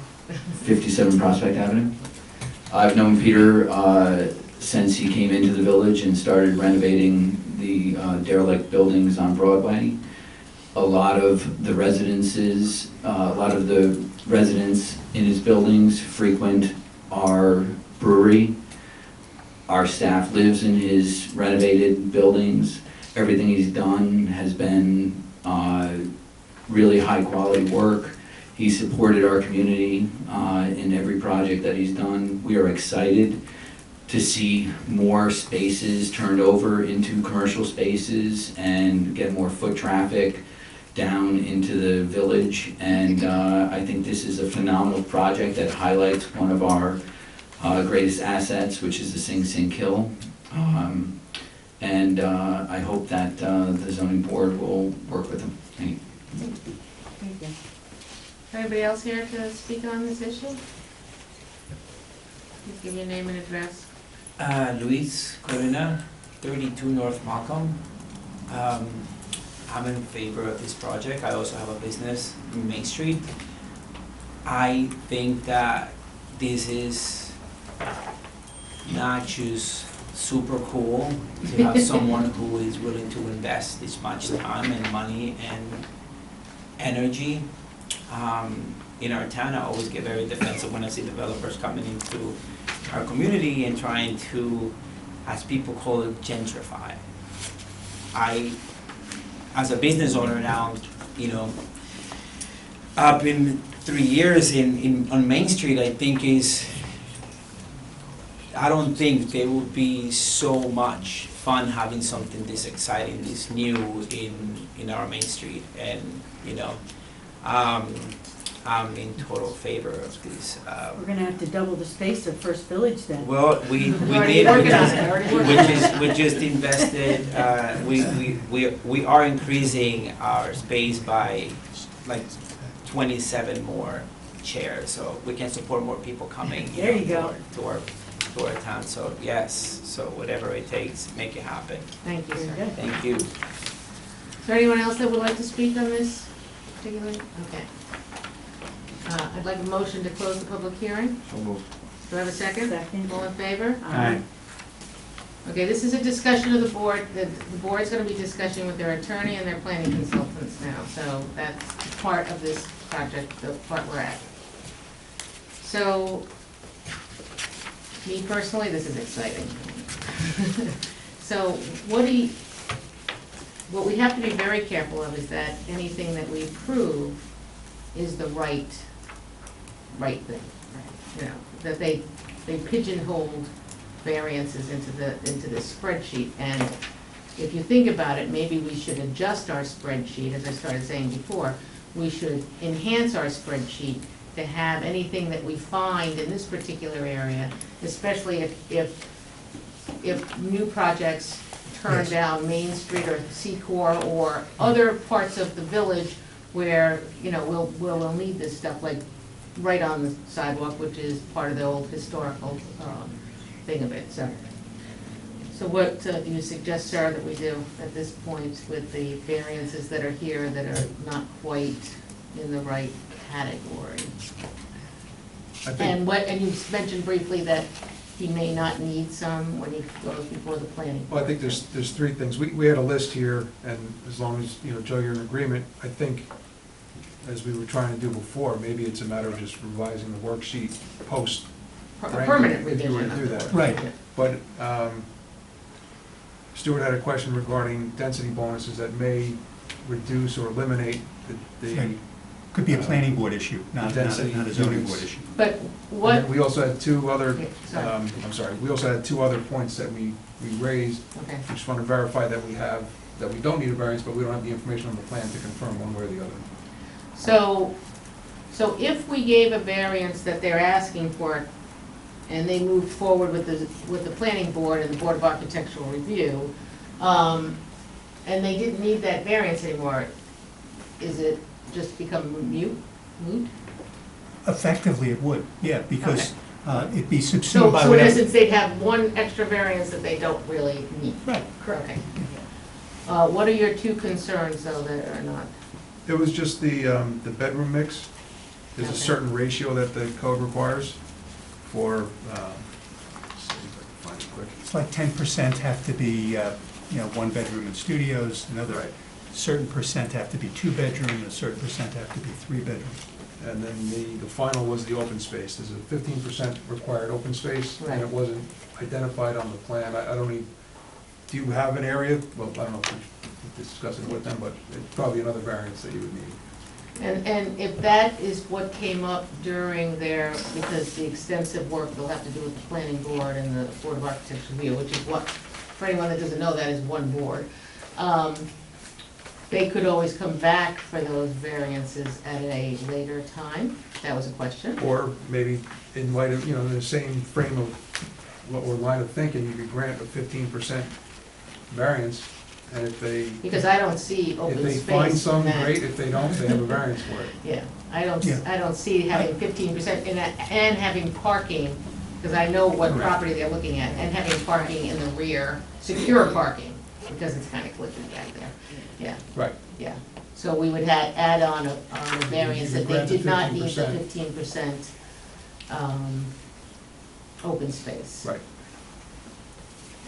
So we have in the Keller Sessions August 21st memo to the planning board listing what those variances would be. Okay. Uh, So it would be different from this sheet we have in front of Right, us. well, Okay. yes, so in other words, it's got minimum lot area, impervious coverage, building setback from street line, building setback from property line, parking setback to lot line, parking spaces count, unit density, which we said we could grant, but it may ultimately be a planning board determination anyway, bedroom mix, and minimum open space.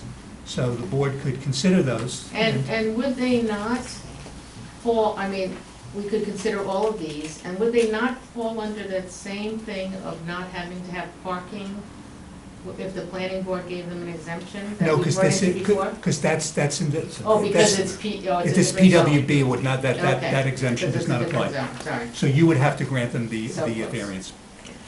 So close, but so far away. So just a question about bedroom mix. They're only proposing 4 apartments, correct? So No, it's 5, I think you said, 5 apartments, 5 units? Yes. 5 units.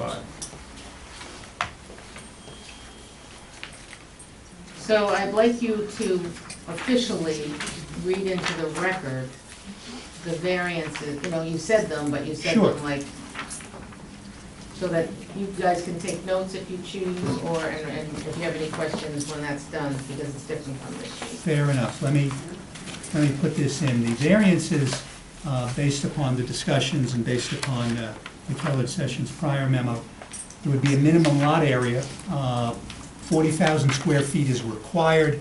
It would be 8,736. That's really a pre-existing non-conforming, because that's the size of the lot. Impervious, Don't be happy with them. impervious coverage, 60% is required. It is proposed to be 78%, so that would be an 18% variance. Building setback from street line, 20 feet is required. It is 0. Again, that's really pre-existing non-conforming. Building setback from property line, it's 0 is here. 15 feet is required, so if there is a variance, it would be a 15-foot variance. Parking setback to lot line, it is 3 feet is proposed, 10 feet is required. That'd be a 7-foot variance. Parking space count, 11 spaces are provided, 29 are required, so that would be an 18 parking space waiver, or variance, excuse me. Unit density, we're advised now it's 5 units, where 3 units are required, and again, that may be subject to planning board determination. Bedroom mix, which is as provided in our bulk requirements in terms of the percentages, so that would have to be a part of that. And the minimum open space, I believe, was 15%, but you could grant a waiver to that. So that would be the variances necessary for this particular project. So the only reason why I'm asking is because when we discuss with JB, it says here 4 units. His worksheet says, if I'm correct, he's proposing 4 units. Now it's 5 units. Even the impervious surface, on here we discussed it about it being proposed at 76%. But on your plan, you're saying 78. Is it 76 or 78? That was the latest revision, Joe, of the planning. I'm sorry. So 78 is the latest? Yes, because those plans, when we submitted for zoning, then we went to planning. Stuart, with the impervious coverage, just, I guess I'd like to throw monkey wrenches. If during the planning review process, if something gets tweaked a little bit, and then 78 goes to 79 or 80, do they have to come back for another variance? I would guess they would. Adjust it. Or is there a way to deal with that now and We could make it that if they can grant, you would grant 18% now, but should there be a change in the site plan which would increase it, you know, that the zoning board on it could be notified, and if they think it's necessary to come back for a new variance, they can do it. If not, we can just deem it that deem it as approved. We can put some language into that effect. Yeah, I just don't want them to get caught on A technicality like that. But, so those would be the variances that would be proposed, and the board can vote on that. Is there parking anywhere else near this property, though? There's very little parking, right? It's gonna be a problem. It's, a lot of it is what they call transit oriented, you know, so people will take the train or, you know, It so. is true, it is close to the It's train. very close to it the is. train Yeah, it station. is. Yeah, it is. Yeah, so, there is And there's parking. parking near the There's train parking station. near the train station, there's parking Yeah. down, if you keep going down that road where that restaurant was, there's parking on that street. Yeah, there is some on Main Street, Lower Main, yeah. And there is parking on Main Street too, and it's something that as things like this happen, we as a community that in that comprehensive plan have got to address the parking I issue. believe downtown needs some Yeah. kind of a double-decker parking lot somewhere, But, so, okay. triple-decker probably. So in all of those houses, there's 5 apartments. Yes. I wanna live there. Yeah. You could. No, I'm working on my own house. Okay. Are there any more questions from the board? This is something exciting and new and adventuresome. in early stages. They gave it to the zoning board first, Planning sent them immediately here. so, yeah. So I'd like to have a motion to approve the variances that were read out by the Corporation Council and will be in the minutes. Every one of them will be detailed in the minutes, and there will be a new zoning sheet set up so that we, in the future, can look at a sheet and see these. With the condition we're gonna have to come back to us with the data, going further. Right. Yes, I'll add that condition. Yes, the condition, what we were just speaking about is the condition that should you have to come back to the zoning board, you will come back to the zoning board should any significant changes happen. Well, any changes will come back to us via the planning board, and then we can make some determination. And noting that there was no one that spoke in opposition to this project Right. this evening, and all we had were people who were in favor of the zoning board granting these variances so this project could move forward. And the proposed project is in keeping with the properties that are near this property, so the variances they are seeking are consistent with the area and the properties that are nearby. So we have a motion on the board. So do you have a motion? Did you make a motion? I did. I second that motion. No, I can't make a motion, Oh, so you make a motion. I make the motion. I make a motion we grant the variance. Do I have a second? Second. All in favor? Aye. Congratulations. And just sit there. Just sit there, he's coming back. CBA 2119 Brook Manor at 8189 South Highland Avenue.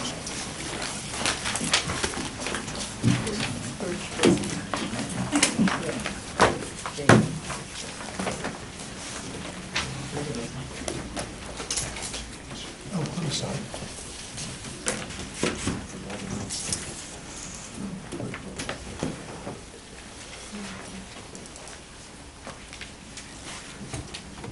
Right? Sure. Yes, I'm sorry. Yes, wanted to give your name and address? Yes, my name is Daniel Patrick from the law firm Cuddy and Fader in White Plains. If you want to skip to towards the end, that's where our drawings are. Okay, I'll be happy It's to. available.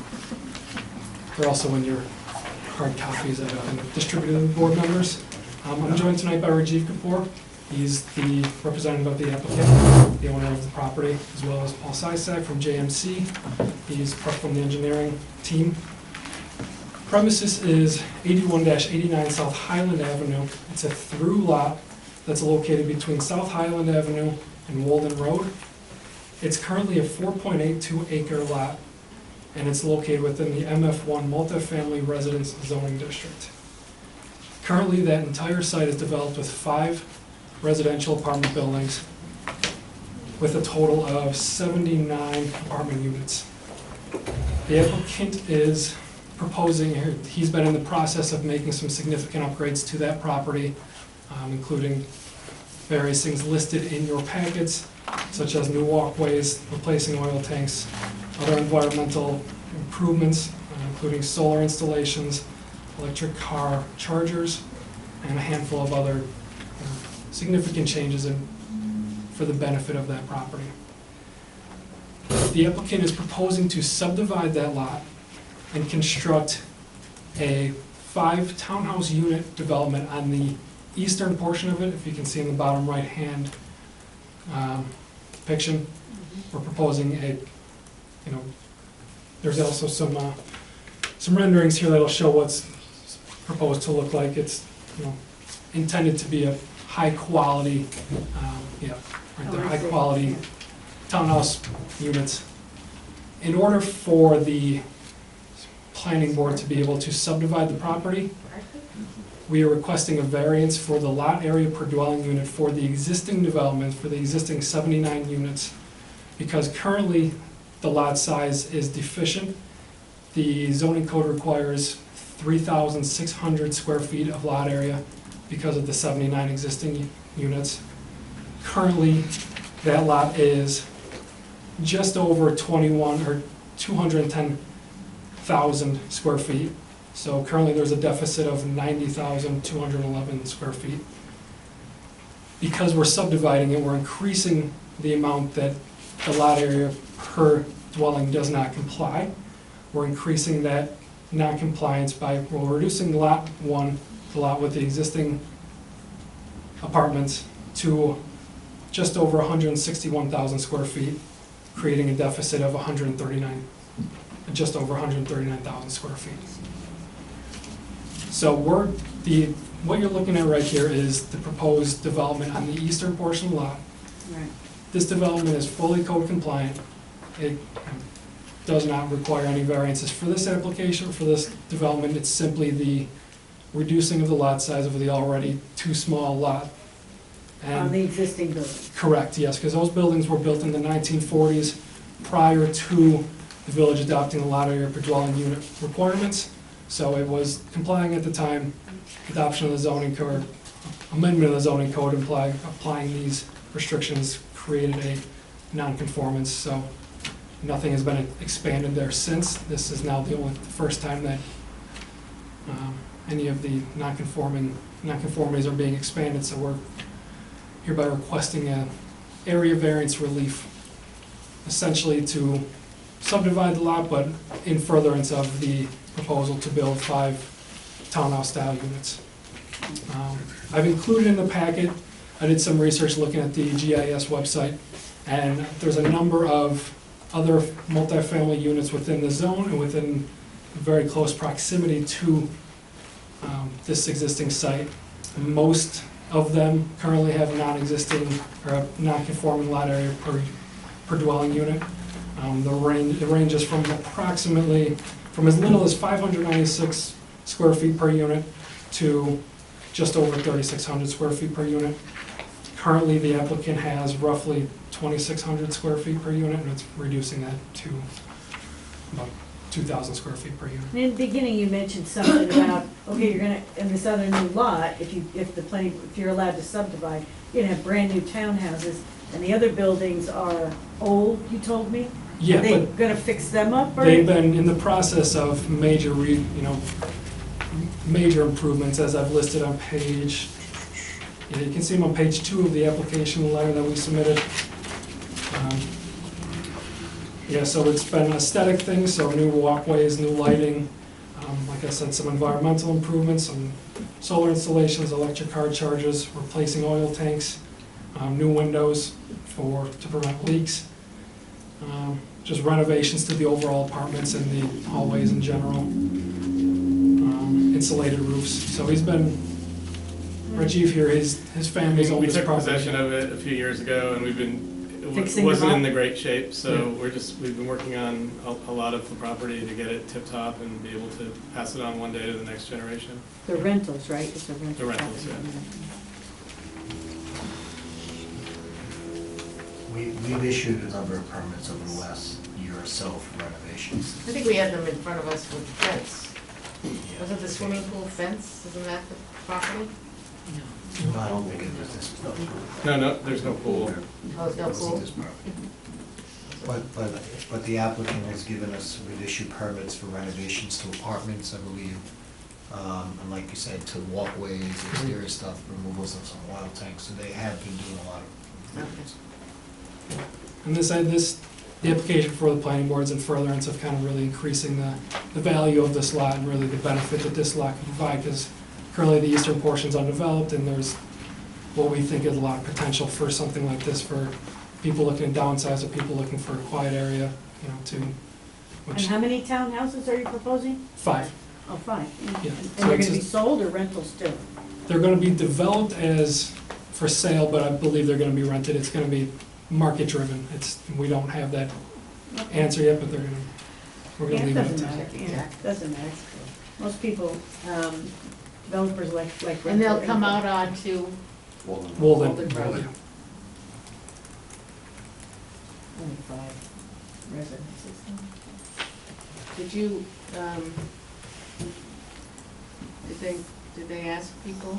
Did they, notice people? Yes. Sure. Oh, okay. Yeah. I can imagine some people might come out on that. As well as in Briarcliff, right? Yes, we've noticed the village of Briarcliff There's as well. a corner of the property. Oh, I'm looking at, I'm saying, what are you? Yeah, the applicant actually owns a small parcel in the corner of the lot, it's right, so this is the lot, this Right. very small little corner right here, it's a separate tax lot, it's located within the Village of Briarcliff Manor, so Right. we've noticed the Village of Briarcliff Manor as well. Is there anyone here to speak on the, this application? It's my day today. Hot day. Kaya again, 55 Walton Road. I am in favor of this project. I was speaking at the planning board meeting when it was first presented. The topography of the existing property is such that a stream that runs north to south is actually right where, basically where they want to section off. So that part of that property is really not usable at all for the North Highland end.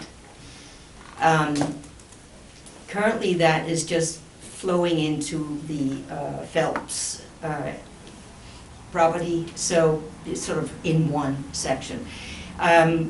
I think this is a great addition to the area. We need that type of housing for the missing middle. We need houses that are possibly for people who are going to downsize from individual homes, and I think this would be a possibility for that. I did notice, and I did mention at the meeting, that we probably have to talk with Briarcliff about stop signs at the bottom of where Macy and Scarborough meet, because it is a passage where people drive really fast. So, but that again, I think is something that can be Well, accomplished that very doesn't, easily. and that doesn't, is not affected by the zoning. Yeah. code. Anyway, but I support this project. Thank you. Is there anyone else that's here to speak on this? Hi. Alexandra Farrell, 78 Walden Road. So just a couple of things, concerns I wanted to address. So as Ms. Gann mentioned, the area on Walden Road where this property, potential property would sit, it is a high traffic area. I know it's not necessarily a zoning board issue, but I'm just kind of curious Something if we take there's, into consideration. yeah, any traffic studies. It's very high traffic. There's 2 blind spots where the proposed driveway would be.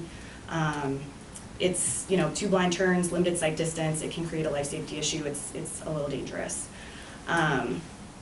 As far as, kind of a low impact, high value residential development, which I think is what they're proposing, I think overall as a village, we're a bit overburdened with overdevelopment, creating the extreme traffic conditions I'm referencing. I mean, I go to the rec a lot. That's a 0.8 of a mile drive.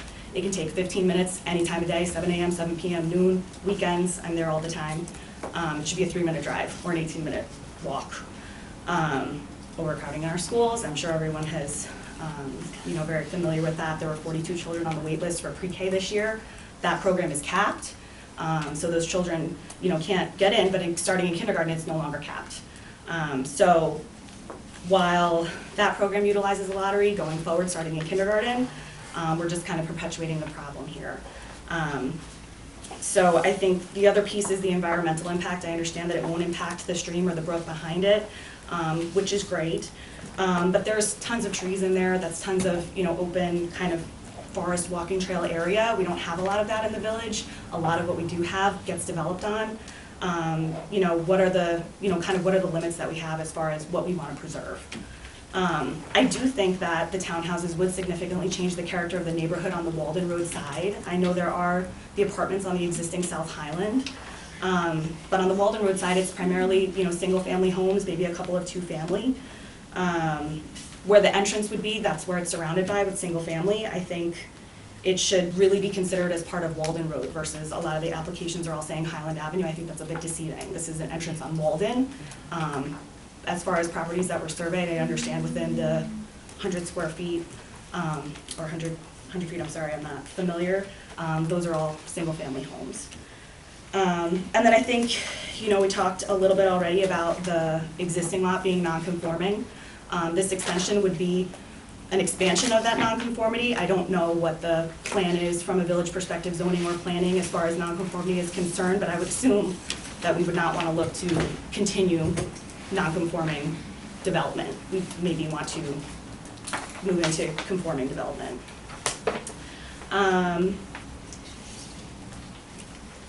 And I think that's pretty much, those are the areas that I just wanted to bring to consideration. Again, you know, I'm not opposed to any development that's for the betterment of the village. I think of a minimal amount, legally compliant. You know, but at the same time, I think a lot of little projects, even if it's not a huge project, can impact, you know, the village and what is happening within the village from an overcrowding, from a traffic, from a schools perspective. So I think we really need to just kind of think about all of those things before you consider any development. Thank you. Dan. Thank you. Is there anyone else that's here to speak on this?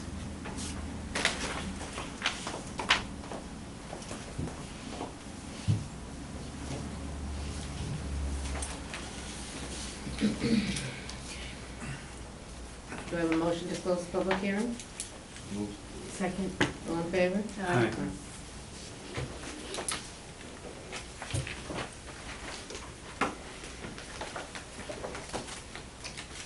So I think if you would explain exactly what they're here for us for, not so that people who understand. Of course, Madam Chair. Well, I might make a comment too, that some of the concerns that she raised would go before the planning board, would they not, or no? They would, and it is in fact on the planning board's next Yes. meeting later this month. Right, ma'am, a A lot week of from tonight. a lot of the concerns that were just raised are planning board issues, not zoning board issues.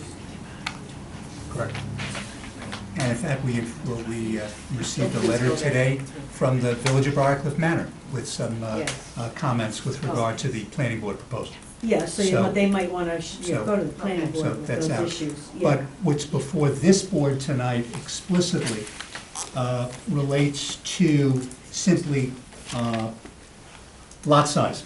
Correct. And for the minimum lot area, as council explained, within the size of the lot that now exists, and again, they're seeking a subdivision which has not yet occurred, Correct. but with the presumption that there will be a subdivision, what will happen is if you want to call it the lot, the portion that faces onto South Highland, which is already non-conforming but was built in the 40s, would become more non-conforming. So they would require a variance of 139,053 square feet because they are not at the minimum of 300,600 square feet, which is figured by calculating the amount of square footage in the various units and the overall size. So the only variance that is before this board deals with minimum lot area. There are no other variances that are requested. The applicant has made it clear that with regard to the townhouse developments, there are no variances that are required. So the only variance needed deals with overall lot size, and again, that relates to the apartments that are facing South Highland. So that's the one variance that's before this board. And it's already non-conforming. Correct. It presently exists. Correct. It's just they're asking to make it even more non-conforming. That is correct. So how far into the planning process is this? It is, they had an informal, I believe they've had one meeting before the planning board, it's on again. As I said, we today received comments from Briarcliff Manor, which was the first comments that we've received from them with regard to this. So the planning board has started having discussions, but again, knowing that it had to come here first with regard to it, they basically held off to send it to you folks.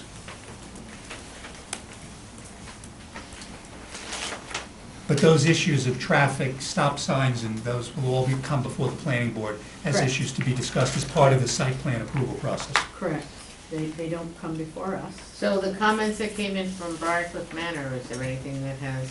Not with that we regard, should take into consideration? not with regard to zoning. It deals with stormwater issues, it deals with steep slope issues, and things like that, which again would be from a planning board perspective. Nothing dealing with the size, the variance issue that is specifically before this board.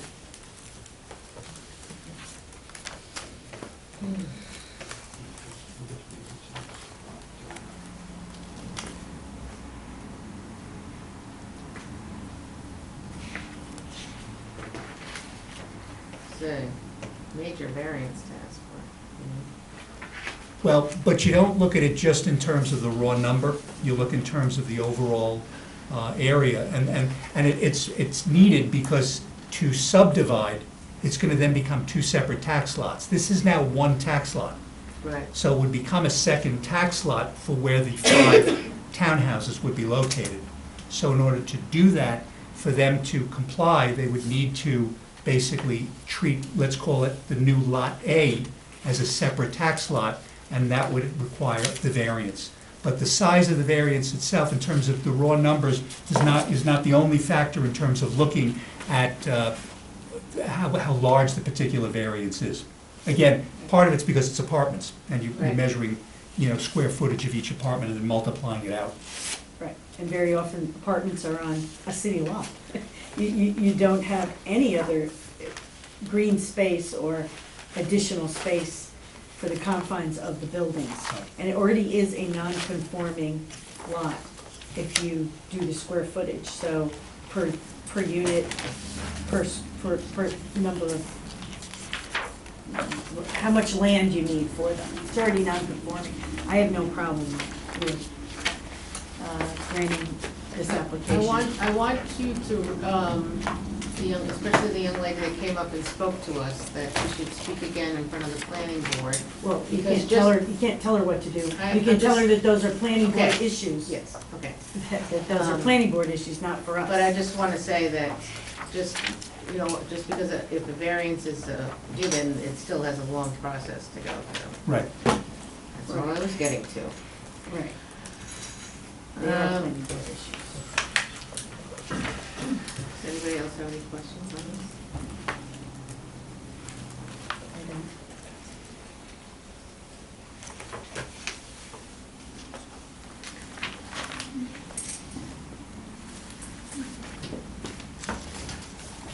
Entertain a motion to close the public.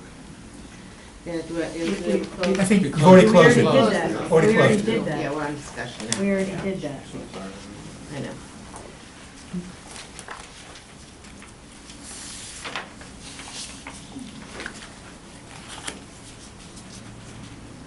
Joe, do you have any comments on this? Me? No, Yeah. with regard to the variance, Yeah. no. As the applicant said, the newly created lot will comply in every respect according to both zoning. And any issues regarding ingress, egress onto roads, traffic, safety, all of those That'll all be concerns are for handled the with planning planning board. Planning board has to address all of those.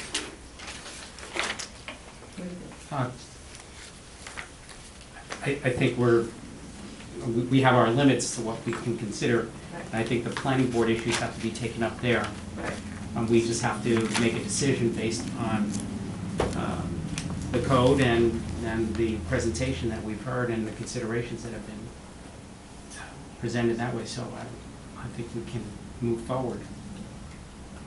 I'm ready. Okay. Motion to approve?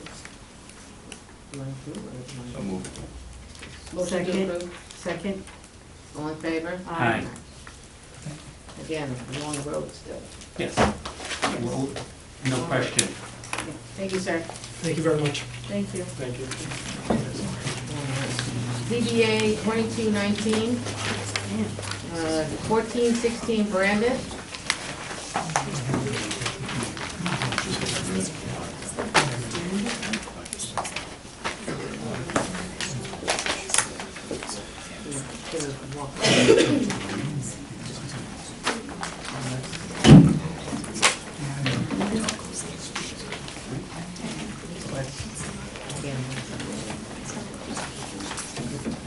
Here's Brandon. Here we go. Okay, Hello again, Hello Peter again. Chernoff, 28 North Malcolm Street. That's not us. okay, so let's go and, because these descriptions. We actually, I think it's only 2 variances in this one. Okay, It's the aqueduct in proximity to, the closeness to the aqueduct? They're actually proposing improvements within it. Yeah, they want to build an overhang, right, that's gonna go, It's closer to, yes, the 25, Yeah. it'll be over the 25 foot. I wondered why that wasn't addressed in that first one, I was wondering. Because the aqueduct isn't there. Right. It's not. This is a different property, right? This is Yeah. Brandon, And it's a yeah. hang, over, something that's gonna overhang the walkway there. Right, we're actually, we're gonna do some grading for a parking area near the Aqueduct Trail, but we're not actually doing any construction near it. So There's by a letter of the 25 rules. There's a 25-foot buffer. That's where you- Correct. So by letter of the rules, we actually do need to ask for for a variance. I just want to be clear that we're not actually building anything Right, in that no, zone. it's a clearance. With respect to the, where are you left? We know With it, respect to the Croton because we Aqueduct know Trail. it, we know it well. Right, what I would say is that far from messing up the Croton Aqueduct Trail, like this is a project which is sort of about the glorification of the Croton Aqueduct Trail and the Double Arch Bridge. Right. The top of the extension is actually to be a public plaza, which would, create a great vantage point to be able to see and enjoy the Double Arch Bridge. I ultimately would very much like to work with the village to uplight that bridge, as they do in European cities and in many places. It's quite a beautiful effect, and I think it's something that we could have, and certainly with LED lighting, it's much more doable than it's ever been before. And then, even from the Croton Aqueduct Trail, there was a path already that goes to that sort of, I don't know, I feel unfortunate wooden deck that's over there, but nonetheless, you'd be able to continue from that wooden deck through the parking down to the new public plaza and down the staircase to the Sing Sing Kill.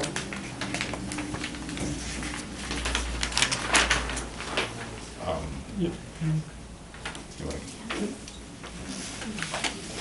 I think part of I know that we had another project where we were close to the aqueduct. I just want to point out that the difference with this project is that while we are adjacent to the aqueduct property, the actual aqueduct is actually higher and like 50 feet away from the property line. And this is, like Peter said, we're only doing site work, we're not putting any structures near the aqueduct. Just to kind of go through the property, I mean, just to give you the full presentation, the whole idea here, Peter already owns, or has been working, he resides in 28 North Malcolm, he owns a property, he also owns 68 Broadway, 76, 77 and 75, and 80 Broadway. All of them either have work on it, or we plan to work in the future. So this property rented, right now there is 5 units on the property, 5 dwelling units, that's not changing. We actually have an open permit that we're doing some work on it. So all the work proposed is at the lower level, which is our current basement. We're converting that into a restaurant, and we're also adding an extension to the restaurant. Conceptually, what we're looking to do here is, of course, create a great restaurant space. We've got an interesting space below the existing building, which has an 11-foot ceiling. So the existing space would have original stone foundation walls and brick, open kitchen. You then would be opening out into a very modernist glass addition. We're looking to bring Brothers Fish and Chips, this would be the fine dining element of their restaurant. They would leave the fish and chips over on the highway there. And the goal is to really give them a space which is worthy of the kind of food that Elmer is doing in the kitchen, if any of you have been there. If not, please go. He's doing great stuff. He's getting great reviews. He'll be at the Big Os Barbecue coming up. And no plugs, sorry. Let's just stay with the topic. I have to recuse myself, I believe, Madam Chair, because as an attorney, I've represented the Alvaro's family, and that fish and chips, so. See, now you didn't have to say, because it would I will- Well, I thought it was relevant to bring It up is. what, you know, So I what the recuse restaurant myself. and, you know, what the plan is for what it would be. Totally, I totally understand. Okay. The other aspect of it, which is very important, is that what we want to do is really connect the Sing Sing Kill Greenway, which is such an important element of what we have here in Ossining, Right. right into the village center. Guys, You've got an access point, which is a little bit hard to find presently, it's a little bit further afield. This creates a scenario where you're on Main Street, you turn the corner, you know, the real crossroads of Ossining is Spring Street and Main Street, of course, and Spring Street becomes Brandreth. And this is village center zoning, so this keeps going on. So we're working very much in the context of the commercial base as intended, and you know, bringing the village center here. I'd very much like to work to bring some of the lighting down, the LED lighting that we see on the trees in the village center, that sort of thing, and really sort of extend the village center to really connect it in nicely to the Sing Sing Kill Greenway. are you, so how many units are inside the building right now? 5? 5 units.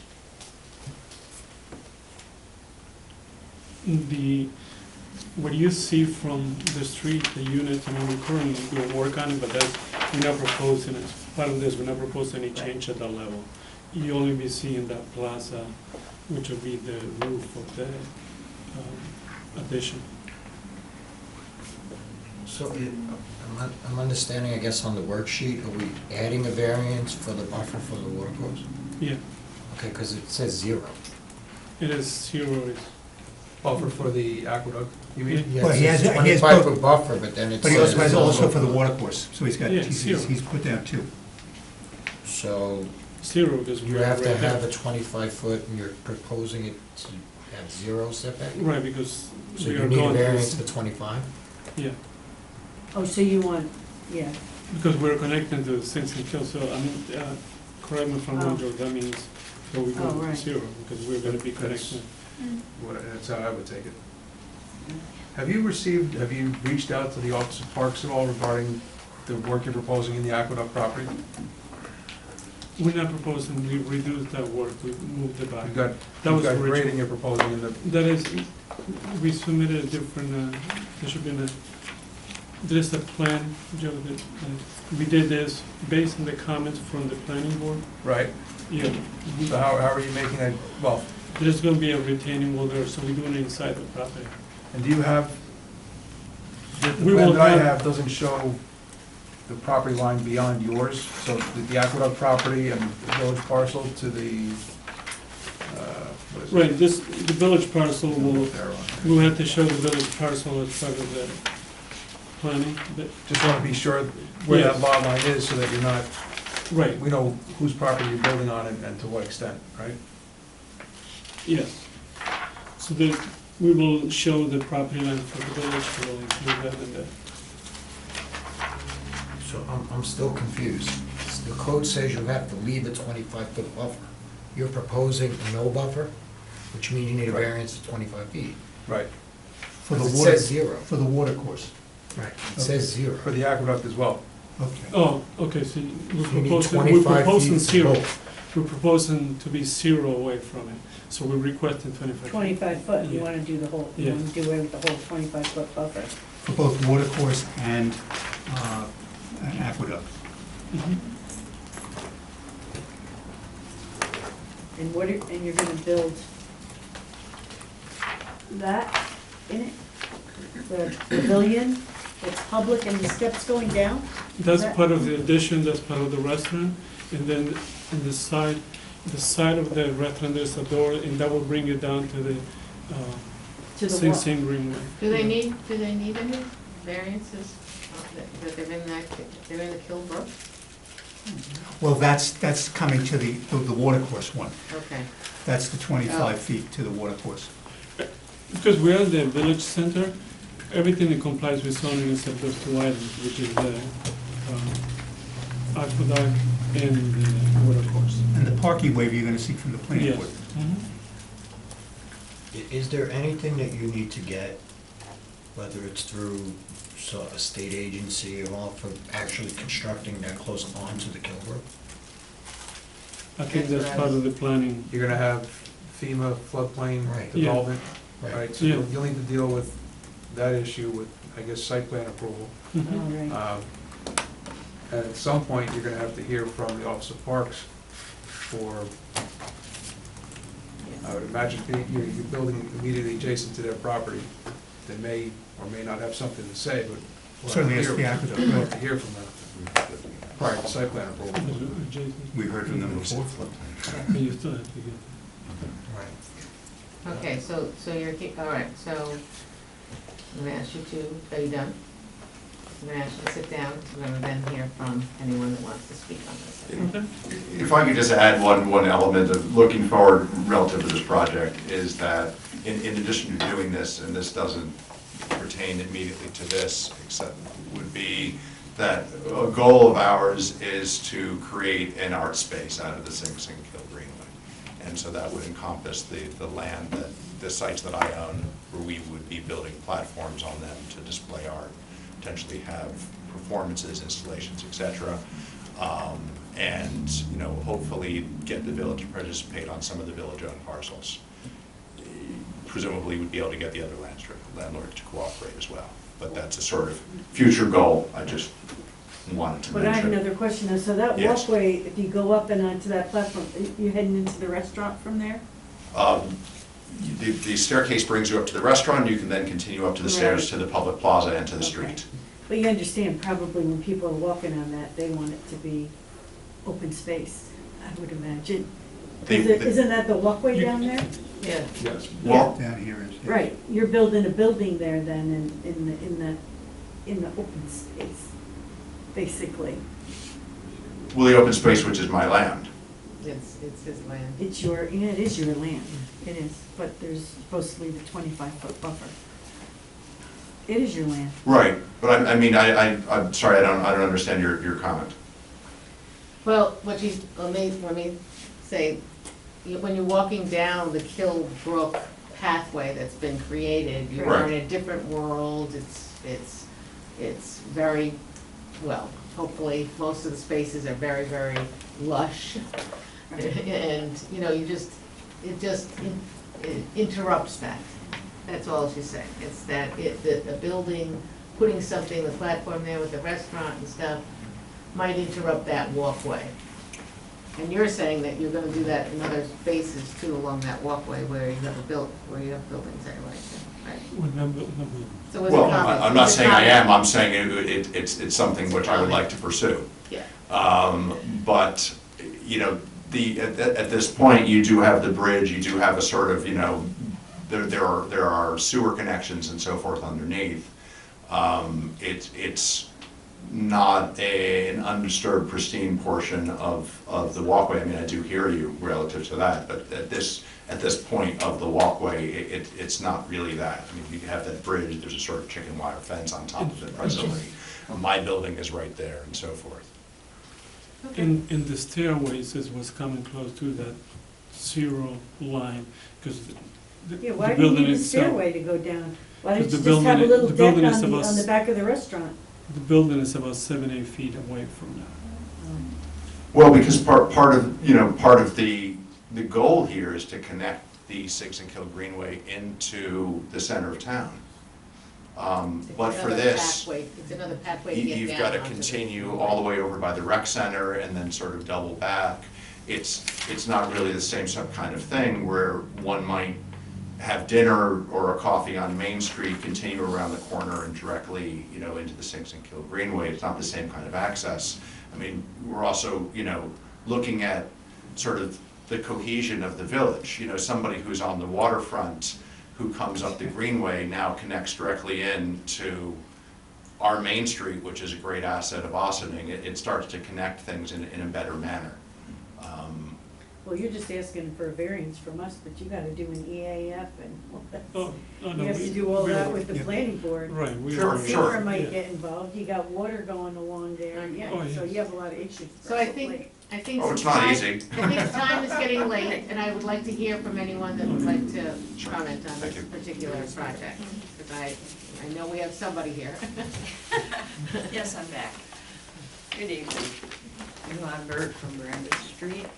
I had a few questions about this proposed restaurant bar and parking, since that's what it's about tonight.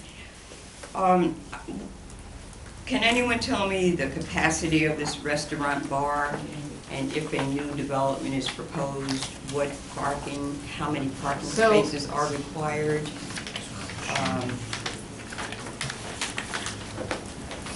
So again, like the last person who came up to comment, those are zoning, those are gonna be planning board issues, because the only issue before us is whether we can allow this property owner to invade the 25-foot setback. Yeah, I understand that. So we don't deal with the issues of parking or the restaurant or. Oh, I mean, he's asking for a variance for parking.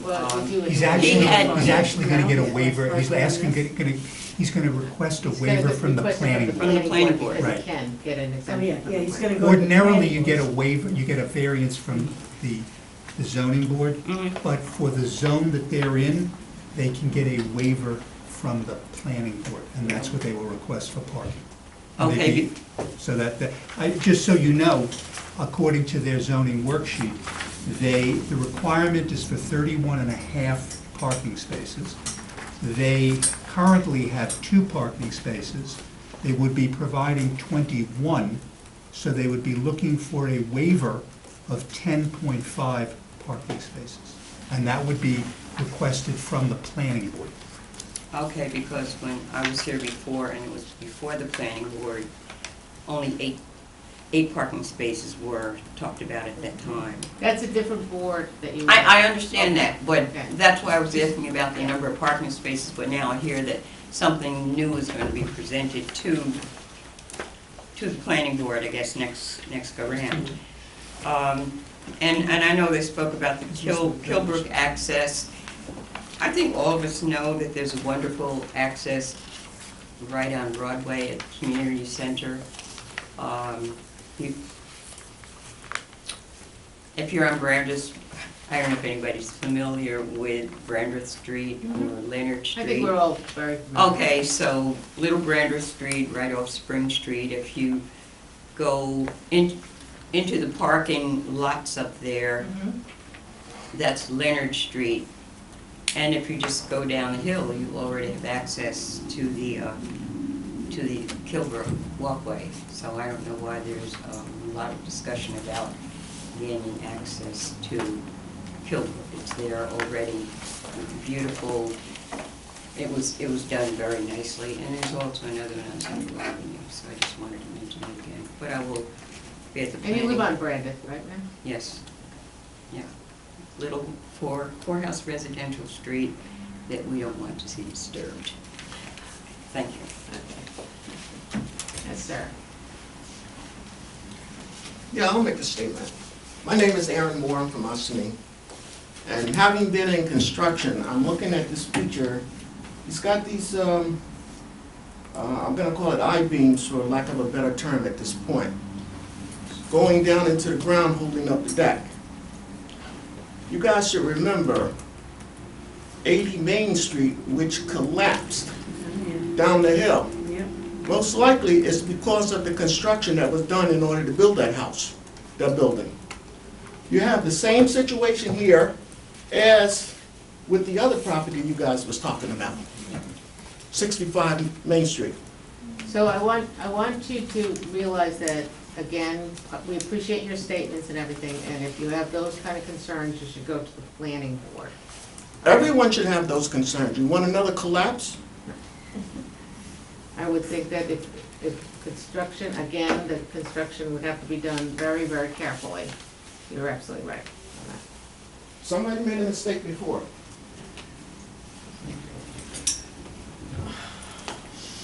Hi. Hannah White, 24 Ellis Place. So Brandreth Street, is an interesting little street, of course. It was, it's named for the Brandreth family, which was one of our early, very successful entrepreneurial families.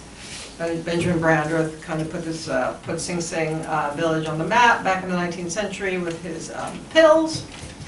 It is got several properties on it, and it kind of ends at the intersection with Broadway. And I know that bridge is being fixed. Another element of that is Dewar Circle, which you may not realize is there, which is the circular tree and the circular wall, which is kind of an important aspect of African American history. But I think that Brandreth Avenue used to have mills. There used to be industry right along there. There was cider mills on the Kill. It certainly wouldn't be a new idea to have commercial use there. I think is it a bar or is it a restaurant? Is it a bar? You're not gonna have a full bar. No, it's It's not. a restaurant with wine and beer. There's a Wine and church beer, across the so street. it's not a bar. Across the street, so there can't be alcohol. Right, so it's no spirits, is that how it works? Okay.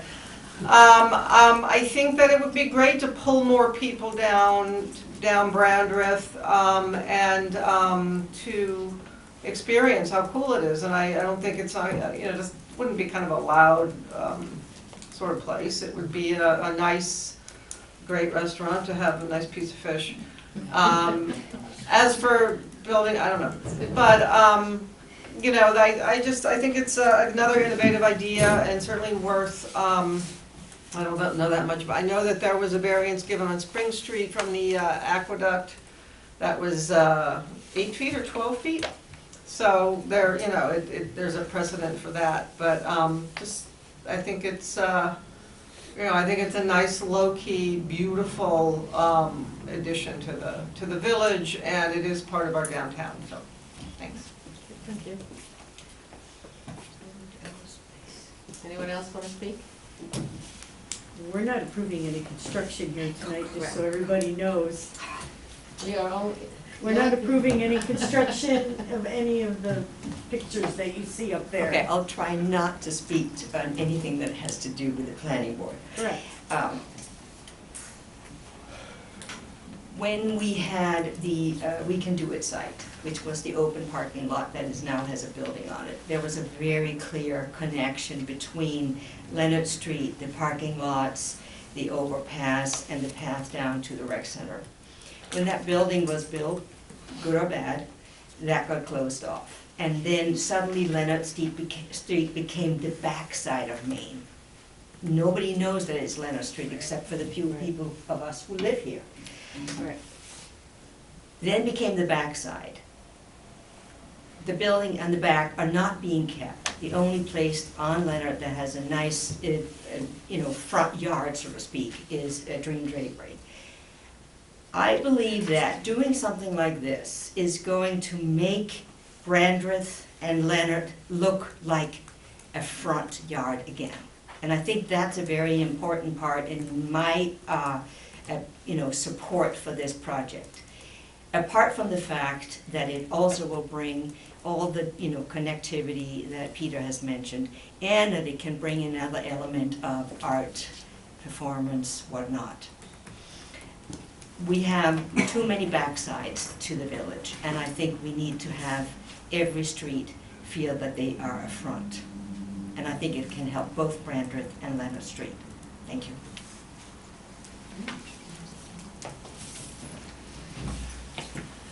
Luis, 32 North Malcolm. I walk that street at least 5 times a day or more because I have a business on Main Street and I live on Malcolm. So if I'm not crossing the bridge of the aqueduct, I'm going down Brandreth. And I always visualize, I've been an Osney resident for 20 years now. And not just the dream and the vision, the investment in here, that we have bikers, we have hikers, we have that now, this time of the year, are walking the Aqueduct Trail. And I think it would be fantastic to have, in addition to, you know, yeah, connect people who are walking through the Aqueduct, through Brandreth, through, what is that other street, Leonard Street?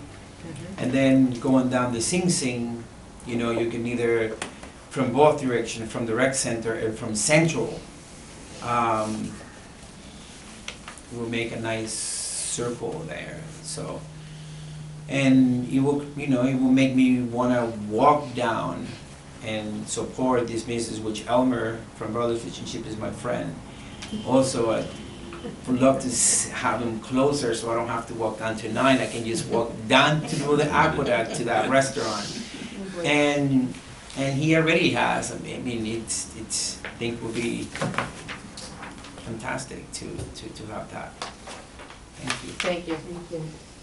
Anyone else would like to speak? Eric, 57 Prospect Avenue.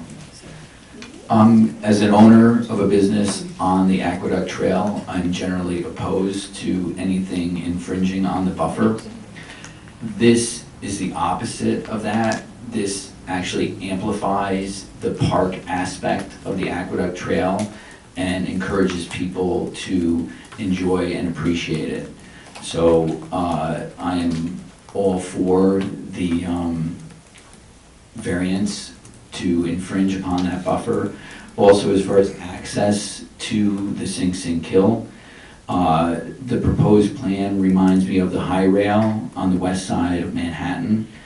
We want to be a more walkable community. We want, you know, all we hear is issues about parking, parking, parking. But we want people to have the maximum amount of access, walkable access to everything that the downtown has to offer.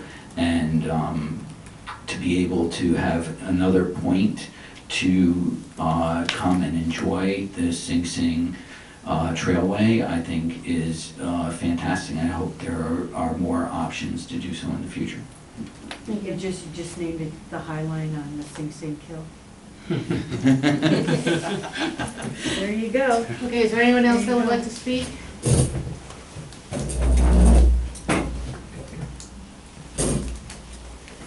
Good evening. My name is Abel Ochoa. I'm a resident for 20 Howell Street, and also I own 16 Howell Street. And I'm a favor with this project. And the reason I decided to come here because I heard like they having issues with the parking issues. They say, oh, they're bringing people and they have a parking this. And I'm probably like, you don't know, variance that, but I went in the front of Branded and I see a curb cut and that property who's complaining about parking issue, and my heart hurts because I spent so much money in a car garage that I own in 16 in order to get a space to park off the street, and I live on a really crazy street where it's 20 Howell is like very busy street. So, and also want to bring a comment where you say about the disturbing when you walking and look at all the natural. The reason that I love my house is because I feeling like I live in two worlds. I went to crazy street, but as soon as I walk behind my house, it's like nice and peaceful. And I always bring my friends and say, come over, you're gonna see my crazy front house, but then I'm gonna see like my nice backyard where the Sing Sing Kill runs behind my house also. So I do few times I walk in that, and I come for the recreation center, but the really like feel the natural is when you pass in the bridge, and then you start and see everything open, all the trees and everything. It's feel wonderful working that. I don't think building that is going to affect of the view or the feeling walking in the trail. Thank you, sir.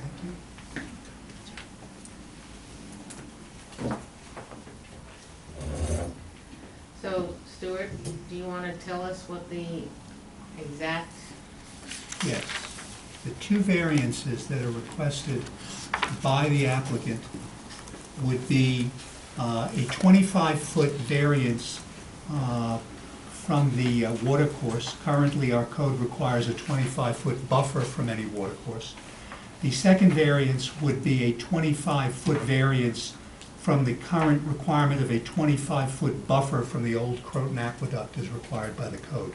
So for both of those variances, a full 25-foot variance is requested and required by this applicant. As mentioned before, with regard to parking, that is a waiver that will be sought from the planning board, so it will not be a ZBA decision. So the only two variances before this board deal with the watercourse and the old Croton Aqueduct, both of which are requesting the full 25-foot variance to be against both of those areas. I'd like a motion to close the public hearing. So moved. Do we have a second? Second. All in favor? Aye. Abstain. Can I just add one thing? Absolutely. The fact that one of the variances is for asking to, in the water course, and obviously based on the fact that this is gonna be in a FEMA flood zone, by the time they actually go and get their approvals from FEMA for all of this, and there is a 6-month term on granting variances, they probably, I mean, I'm only, they may be able to get it done, but my suggestion would be is to actually clear and get everything done through the federal government for FEMA to have permission to build within the flood zone before you would be granting a variance. That's just a suggestion. Because if we granted it, it will expire. It would probably expire before they go through all the FEMA applications to get And they'd approved. have to Because I wouldn't be able to issue a However- permit without that. Right, and we get that part. Number one, they may need the variance to go to FEMA. Possibly, yes. Okay, number two, we have many applications, which is something that we're trying to address, that variance expire at the 6-point mark, and we're constantly renewing variances. In fact, I'm surprised we weren't doing any tonight, but we didn't have to add anything to this agenda. So I would venture to believe that FEMA might be looking for the community backup when they go to them. Yeah, so that would, what do you think, Joe? Put you on the spot. Yeah, you know, I could see 6 months disappearing pretty quick. Well, and then they can come back. But they can come back and renew. We're on some place, people are on their 5th and 6th extension right now, so. I would just think that if FEMA had any comments to it where they may not be able to get approval for this structure, they'd have to come back and modify or getting another variance anyway. If FEMA's result, Well, and I'm again, not saying it would be, Right. but if FEMA result was where they had to, if they requested some changes to what they're proposing. Well, it's not gonna get any, the variance isn't gonna get any bigger than it is, because he's asking for a complete variance on it, right? It's 25 feet, 25 feet, right? Because you're not gonna go to the negative. No, you're not gonna build into the water. Right, so. We don't have the design details of that tower yet, so we don't know. How would you bring We equipment designed- in there to even put that in that space? The builder's problem. Well, it is a builder's problem, but he's asking Same way they built, permission to go. same way they built that pathway. We have nothing to do with that. Yeah. Right. So Joe, go ahead, I'm I was sorry. gonna say, our firm designed that walkway. And as part of that, we did the flood studies and the applications, the whole bit, and that walkway was designed purposely at a certain elevation to stay above the 100-year floodplain by at least a foot. So if there were, again, not knowing how that tower's gonna get designed and constructed, but if there were a way to do it so that you weren't in the floodplain at all, that FEMA issue may go away completely, but we don't know that until we see those details. So just more kind of uncertainty to Joe's point. If you were to grant the variance, I would expect you're gonna see them again before renewal. And I would suspect that for a lot of the applications we've gotten tonight, because we're seeing people ahead of the game. We're seeing people in front of the planning board, before the planning board does a lot of stuff with them, so. The zoning board, and again, that's something they wanted to address with the comprehensive plan, the length of variances. Extended period. And when does it start and when does it end, because a planning board, this could take a couple of years to do, right? So, what are your feelings on it? It's an interesting concept, and I have walked that walkway, and it does feel, if you're the only person or just two people walking, it's pretty secluded. And maybe bringing more people down or having them be able to walk up there and just view it from that level might not be a bad thing. What's on the other side of that, on the back end of that observatory? It's a bridge. Just, it walks, takes you up to the bridge? Yeah, That's Brandon. That's Brandon. Yeah, so it just takes you right up to the street. So it's an interesting concept that people wanted to go up there and park and take a view.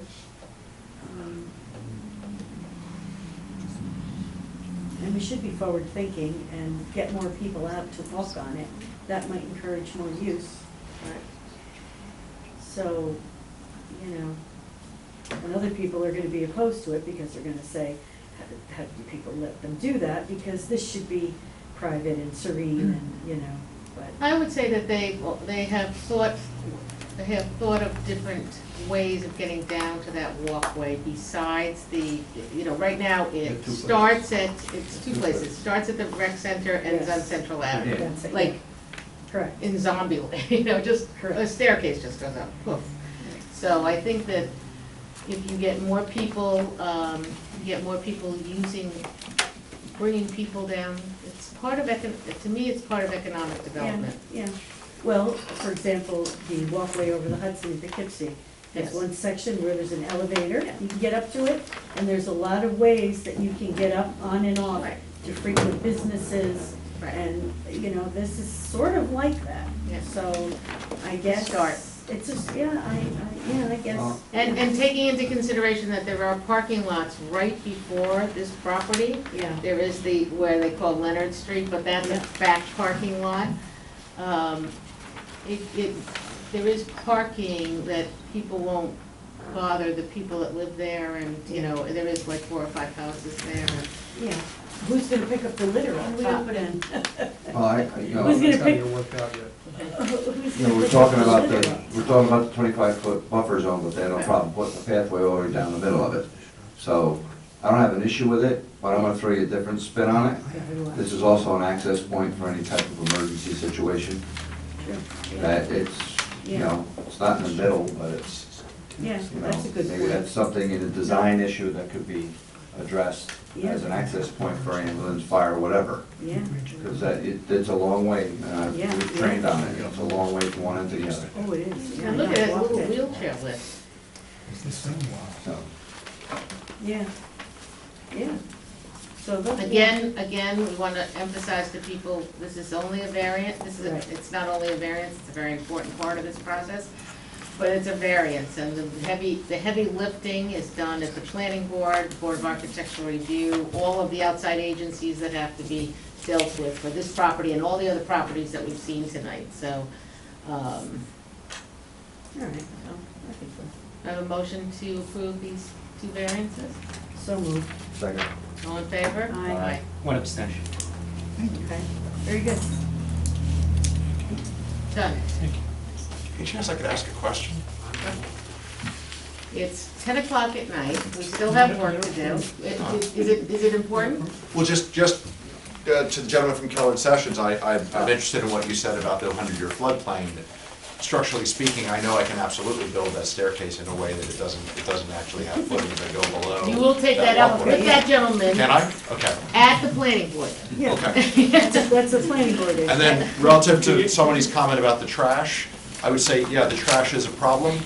We're of course gonna clean it because now there's gonna be a business. People will dump. Well, they it. already do. They throw it from that wooden platform down all day long, and it's I- disgusting, but it that's gonna is. be our view, and we're gonna clean it because we're gonna have to.